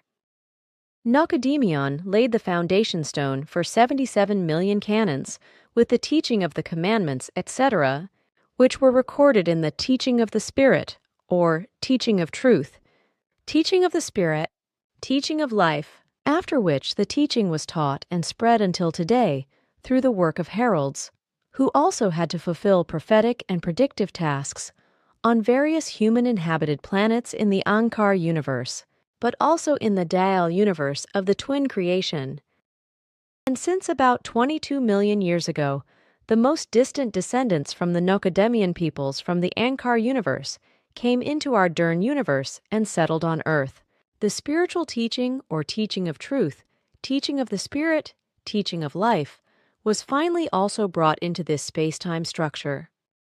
About 13,500 years ago, it was determined that the teaching should be brought, taught and spread to the human beings of the earth in sevenfold succession, which then actually also happened 4 times through heralds from the direct Nokodemion spirit lineage in the Middle East. In the process, however, the doctrine founders were always threatened, while the doctrine was disregarded to such an extent that it could not achieve any real success, and neither peace, freedom, harmony, love, nor justice for the peoples could emerge from it. When the 5th herald appeared in the Near East and taught the people, he was betrayed by the religious powers and their followers, threatened with death, and tried to be executed by legionaries, but he survived and fled to India. The persecution and betrayal was carried out by distant descendants of those who, in earlier centuries and millennia, had already threatened 4 preachers with death, disregarded their teachings, and continued to indulge in their delusional belief in an imaginary god. When the 6th herald appeared afterwards and brought the doctrine of truth, doctrine of the spirit, doctrine of life, this time in Arabia today, Saudi Arabia, until the year 632 AD, or after the previous herald, everything was no different than with all the heralds before, namely that the doctrine was also fundamentally falsified this time and has also been preserved in this way until today. So it happened each time that as a result of false personal interpretations of the followers of the teachings, who always became fanatical delusional believers, and through doctrine disrespecters, malicious people, enemies and scripture experts who falsified the teachings, as well as later commissioned or independently working scripture experts, additional falsifications were created, whereby the basic concept of the teachings completely disappeared. Thus, the true teaching was maliciously falsified several times beyond recognition, and from it a new false teaching was fabricated several times, which is now prevented in modern times in the 7th succession by the fact that the spiritual teaching, or the teaching of truth, teaching of the spirit, teaching of life, is written directly from the ground up and in this way, preserved, multiplied, and spread throughout the world. But as far as the parables concerning commandments are concerned, to which I must return again, these correspond to nothing other than a recommendation and advice which can be positively and voluntarily exercised, fulfilled, carried through and realized in a rational way and with a good conscience. Such commandments or recommendations and advice correspond to both secular, ideological and religious or other faith-based forms, such as, among others, be peaceful and keep quiet, do right and spare no one, thou shalt not kill, beware and guard against all evil and wickedness. Ethos as a basic concept of ethics and morality. The ethoic consciousness and ethos values ethos. The concept of ethos, which can basically be explained as the consciousness of all comprehensive moral values, and as the imprinted attitude of the overall attitude of human beings, and thus as their comprehensive basic ethical consciousness, encompasses much more in its entirety than is grasped, understood, and explained by the philosophical and psychological earthly sciences. If these are considered and dissected, then it is clear to see that from an earthly philosophical psychological point of view, the whole of the ethos ethics moral teaching, as created by Nokodemion, has not been understood and is still being spread today in a completely distorted way. In addition to this fact, this teaching has been falsified since ancient times by completely misguided and confused interpretations by know-it-alls, just as it continues to be falsified today, because all those who want to know better think they are smarter than the actual originator of the teaching itself. As the saying goes, the chick always wants to be smarter than the chicken. But this fact will certainly not be recognized by the studied know-it-alls, because they will insist on their doctorates, which are based on hypotheticals or assumptions, and think they are more than all those human beings who live their lives without such lofty titles. So they will insult me as a layman without a title, and continue to persist in their delusion that they know everything better because of their doctorate, precisely because they are students. Consequently, they will continue to falsify the teachings of the Nokodemion, because they do not understand them from the bottom up, indeed cannot understand them at all, because in their obsession with knowledge of faith, they cannot find the way to logic or consistency. Accordingly, their way will be to insult me and stomp me into the ground as an ignorant and unstudied person, in order to make themselves great in front of the people with their titles, and to let them call them knowers. Now, it must be understood that the science of philosophy and psychology, as they were taught and explained by the earlier philosophers, etc., and are also understood and taught by the earthly experts in the present time, are extremely deficient and do not say what corresponds to the values of the ancient teaching as it was created by Nokodemion. What he taught, namely, results in all values of mind, which are founded in themselves as peace, freedom, harmony, justice and righteousness in high quality respectability, which determine the human being's ethics and morals, which result especially from the basic concept of ethos as follows. According to the teachings of Nokodemion, the concept of ethos,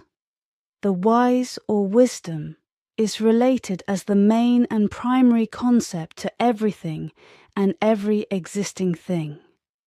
and is therefore also fundamentally to be understood as the consciousness of all comprehensive moral values, and as the imprinted attitude of the overall attitude of human beings. In addition, the ancient ethos teaching of Nokodemion teaches that ethos as the basic concept of ethics and morality contains and determines all those values that are brought to bear through ethics and morality. This means that without the basic values of ethos, neither ethics nor morality can exist or be applied. As far as the ethos doctrine, ethics doctrine, and morality doctrine are concerned, as these have been spread and taught by the earthly philosophical doctrines since time immemorial, it is to be strictly noted that in this respect, according to Nokodemion, who was the originator of the primordial ethos ethics moral doctrine, the earthly philosophical interpretations, expositions, explanations and doctrinal moments regarding the definition of ethos and ethics and morality have been wrongly analyzed, evaluated and characterized, substantiated, presented and interpreted since time immemorial. Thus ethos, or wisdom, is to be explained as a comprehensive ethological consciousness, which encompasses much more than is grasped, understood and explained by the philosophical and psychological earthly sciences. So it is to be understood that the philosophical and psychological sciences were taught insufficiently and partly also wrongly by the earlier philosophers, etc., as a result of their lack of understanding with regard to the ethos ethics moral teaching of Nokodemion. It is a fact, therefore, that this teaching, which is also partly misunderstood and partly mistaught by the earthly experts of today, is extremely deficient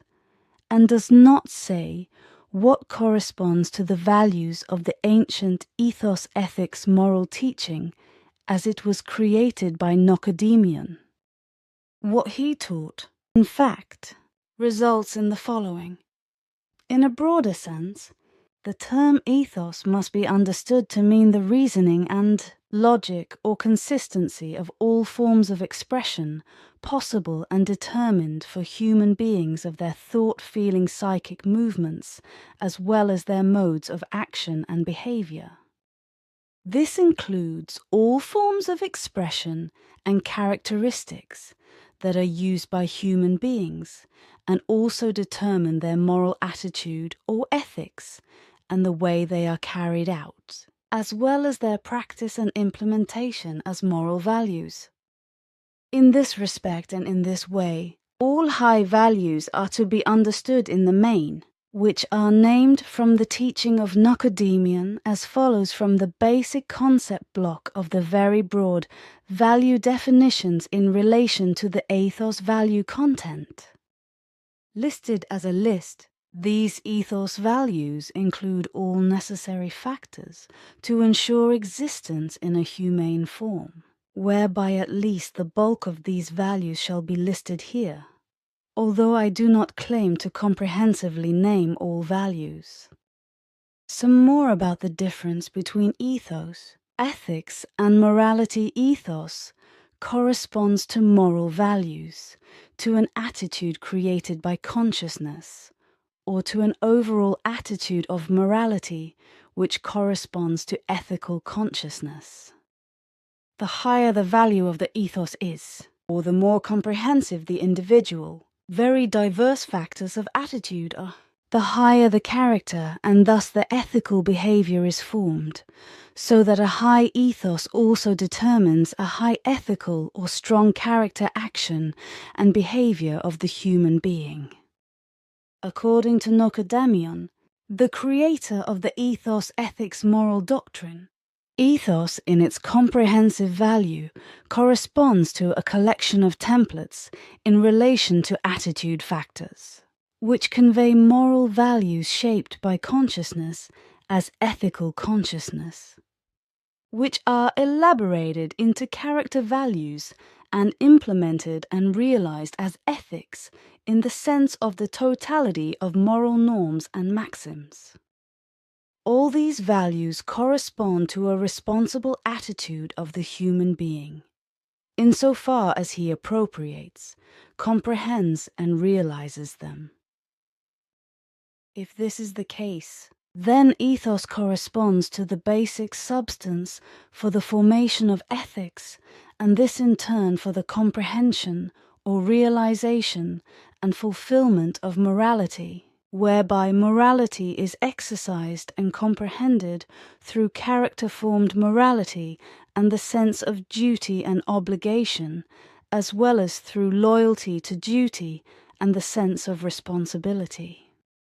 The ethos preliminarily basically forms the individual factors that shape the ethical character, which, if they are used, formed and worked out into a character value, become a habit of life. Ethics as a moral discipline is founded in ethos and also conveys a convention for critically reflecting on or examining everything and thinking about it comparatively. The ethos corresponds to a value factor block of very diverse characteristics and qualities, which are indispensable as basic factors for the formation of character, and, according to this, determine ethics or ethical consciousness. This, in turn, is not only decisive for the behavior of individual human beings, but also for the entire ethos ethics moral structure of society and humanity as a whole.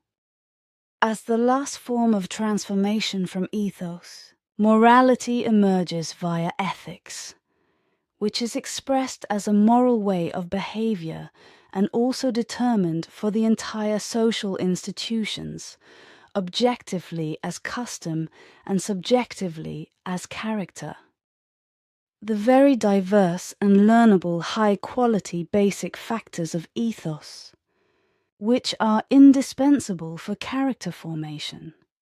also fundamentally determine and constitute or organize the unity of every social community and stabilize it, although they also delimit other communities. The terms ethics and morals are not the same, but they are synonyms for correct behavior. Morality means custom or rule, which provides human beings with a concrete framework for appropriate behavior.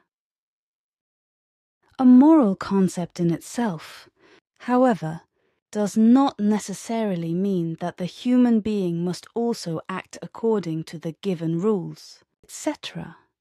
Because in principle, personal opinion, freedom of decision and action, and thus freedom of behavior with regard to how, when, and whether, apply in every case. Ethics means character, and in contrast to morality, it is not about a code of conduct as such, but about the analysis of various moral concepts that derive from ethos, from which extremely comprehensive values emerge, according to which the human being can form his character and build up his moral norms according to this, and comprehend and realize these as morality or moral action. In this way, ethics can be described as a kind of moral science. In addition to the basic morality as created by Nokodemion, many other morals exist, such as in religions, politics and justice, as well as in moral theology, moral psychology and moral sociology, etc. fundamentally. However, with regard to the concept of ethics, there can only be one morality, no matter how many subspecies are made of it, and how different they are according to the resulting species. In this way, the whole thing can be roughly compared to the diversity of species. Although there are dozens, hundreds, thousands, tens of thousands, or even millions of different species of any living thing,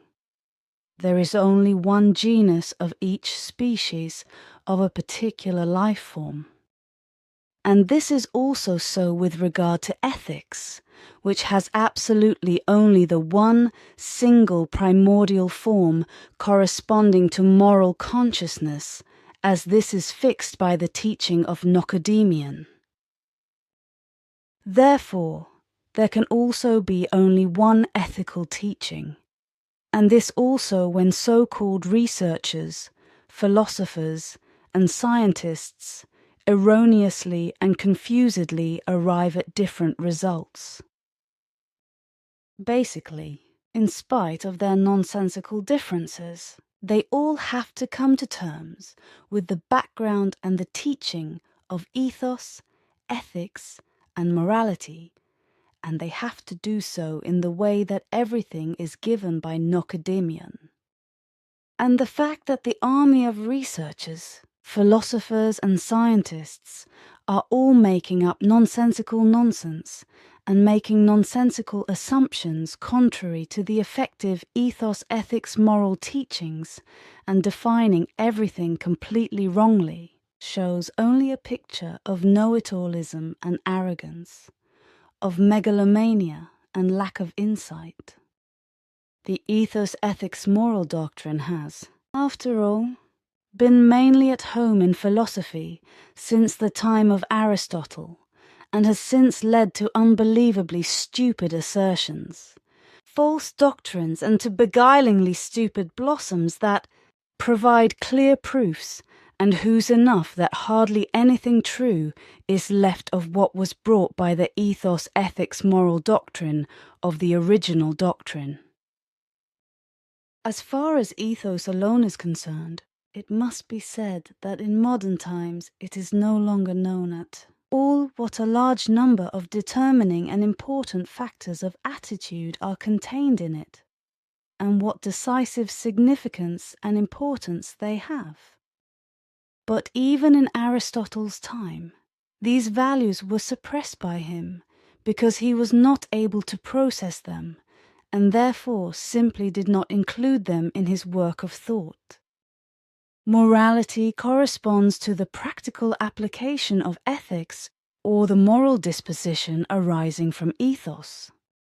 Every morally exact and correct verbal utterance, declaration, rebuke, and rhetoric, no matter in which soft or loud tone it's presented, can only be correct, just, and correct. And this is also true of every action and behavior that conforms to basic moral values. In principle, effective morality is to be understood as a system of norms of verbally correct rhetoric and morally correct actions and behavior, which should in principle be valid for every single human being.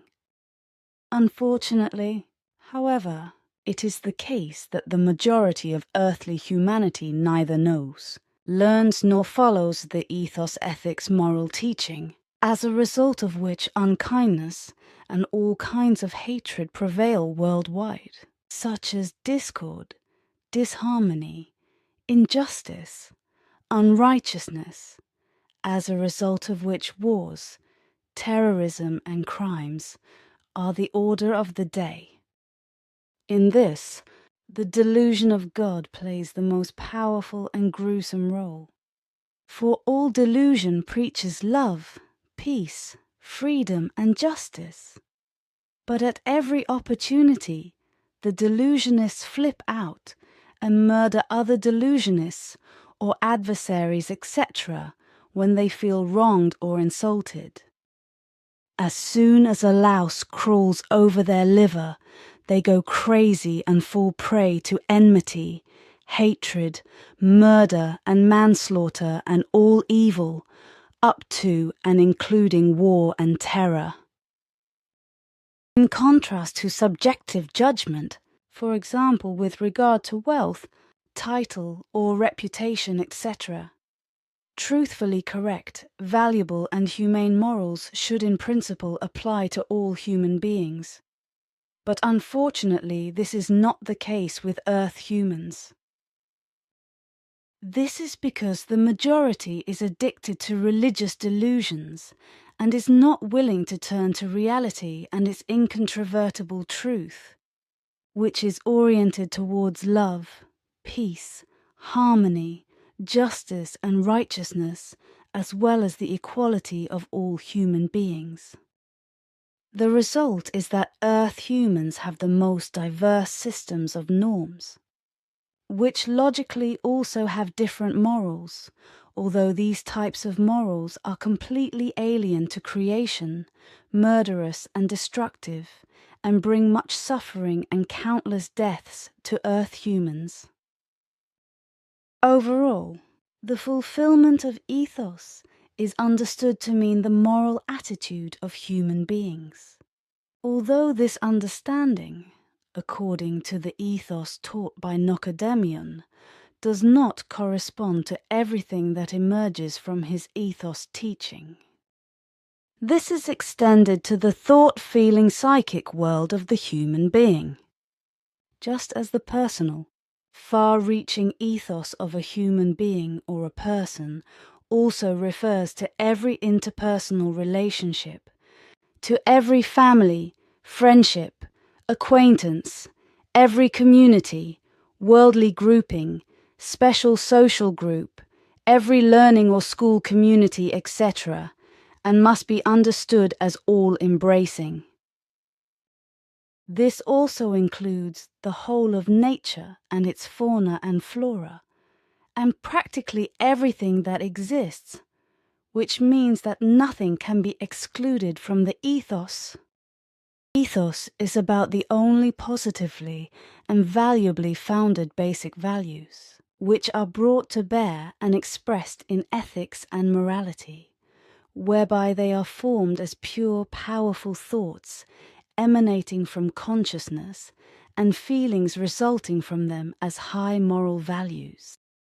These in turn correspond in the sense of ethos or wisdom to a pure, positive, honorable attitude, an overall attitude, and thus to ethical consciousness. In the sense of a holistic attitude and perception, this is consciously oriented towards the responsible cultivation of all moral norms and maxims or attitudes, guiding principles, mottos, rules, and modes of behavior in a positive, good way and with high values, as these underlie the ethos. The concept of ethos, as taught by Isobron, corresponds to the behavior of consciousness with regard to moral values, which form and express the ethical consciousness as an imprinted attitude and overall attitude, which is then followed and realized through the application of morality. A high ethos also determines a high and just legal consciousness, as well as correct and righteous ethical and moral action. If the philosophical concept of ethos is considered and defined in detail, then for the human being as an individual, it designates and signifies in advance his or her honorable habit of life that shapes him or her, as well as his or her honorable principle of conduct in life. Ethos as a philosophical discipline establishes and determines for the righteous and responsible human being the ancient critical reflection of the comprehensive high values of ethos, which are lived out and brought to bear through ethics and morality. The high values of ethos stand not only as the basis for the ethical and moral behavior of the individual human being, but also for the entire structure of human behavior, as well as for the equally comprehensive values that must also apply to every social institution in which he lives. Objectively, this means that the human being should subjectively lead his life as a firm of character, morality, and morals in the entire environment. Effectively, it is only through the values of ethos and the practice of the morality that emerge and are realized. From them, that the unity is created for a personal generation with regard to a healthy and righteous personal self-recognition without shame and disgrace. Only this makes it possible for the human being to unite in an effectively peaceful, harmonious, free, loving and honest, unifying, righteous and integral way with one or more other human beings without any problems, or to constitute and stabilize himself in a certain social community, as well as to separate and exclude himself from other unequal communities of any kind that are harmful to him or to other human beings. Excuse me for interrupting you because I think it is necessary. Well, I think I can understand you and what you are saying. But we must certainly bear in mind that everything must have its correctness. Otherwise, the whole thing would not have been arranged by the level Arahat Atharsata in the way it has come about and is now. As you know, dear friend, early ancestors of Eupleiaran emigrated to this earth, and many of them also died here on this planet, as a result of which their forms of creation or their spirit forms have since reincarnated again and again on Earth in new personalities. And this is still the case today and tomorrow, as well as the day after tomorrow and in the far future, because for the earlier emigrants from the Ankar universe or space-time structure, precisely for the Pleiaran emigrants at that time, it was determined that their distant and most distant descendants should be taught until far into the future with regard to the teaching of truth, teaching of the energy of creation, teaching of life. This is also how it was recorded in the memory bank of Nokodemion. As I explained to you, your daughter Sim Yase, and also Quetzal and Asket, when you all asked me about what was basically the origin and purpose of our contacts, about which you all did not have any complete information. From my personal point of view, however, I find that not only the earthbound descendant personalities of the ancient Pleiaran need the teaching of truth, teaching of the energy of creation, teaching of life, but also all earthlings. This is especially so, for when I see how bad and terrible and evil-minded the majority of earthlings are, how they are dominated by an immense amount of misery, hatred, vindictiveness, discord, unfreedom, disharmony and war, by murder, manslaughter and terror, as well as by criminality, crime, lack of honor and dignity, by dishonesty, vices, greed, unkindness, malice and falsehood, etc., then I cannot help but feel that they are in need of the teaching of truth. Then I cannot help but also strive for this humanity by also striving for it to bring and spread the teaching.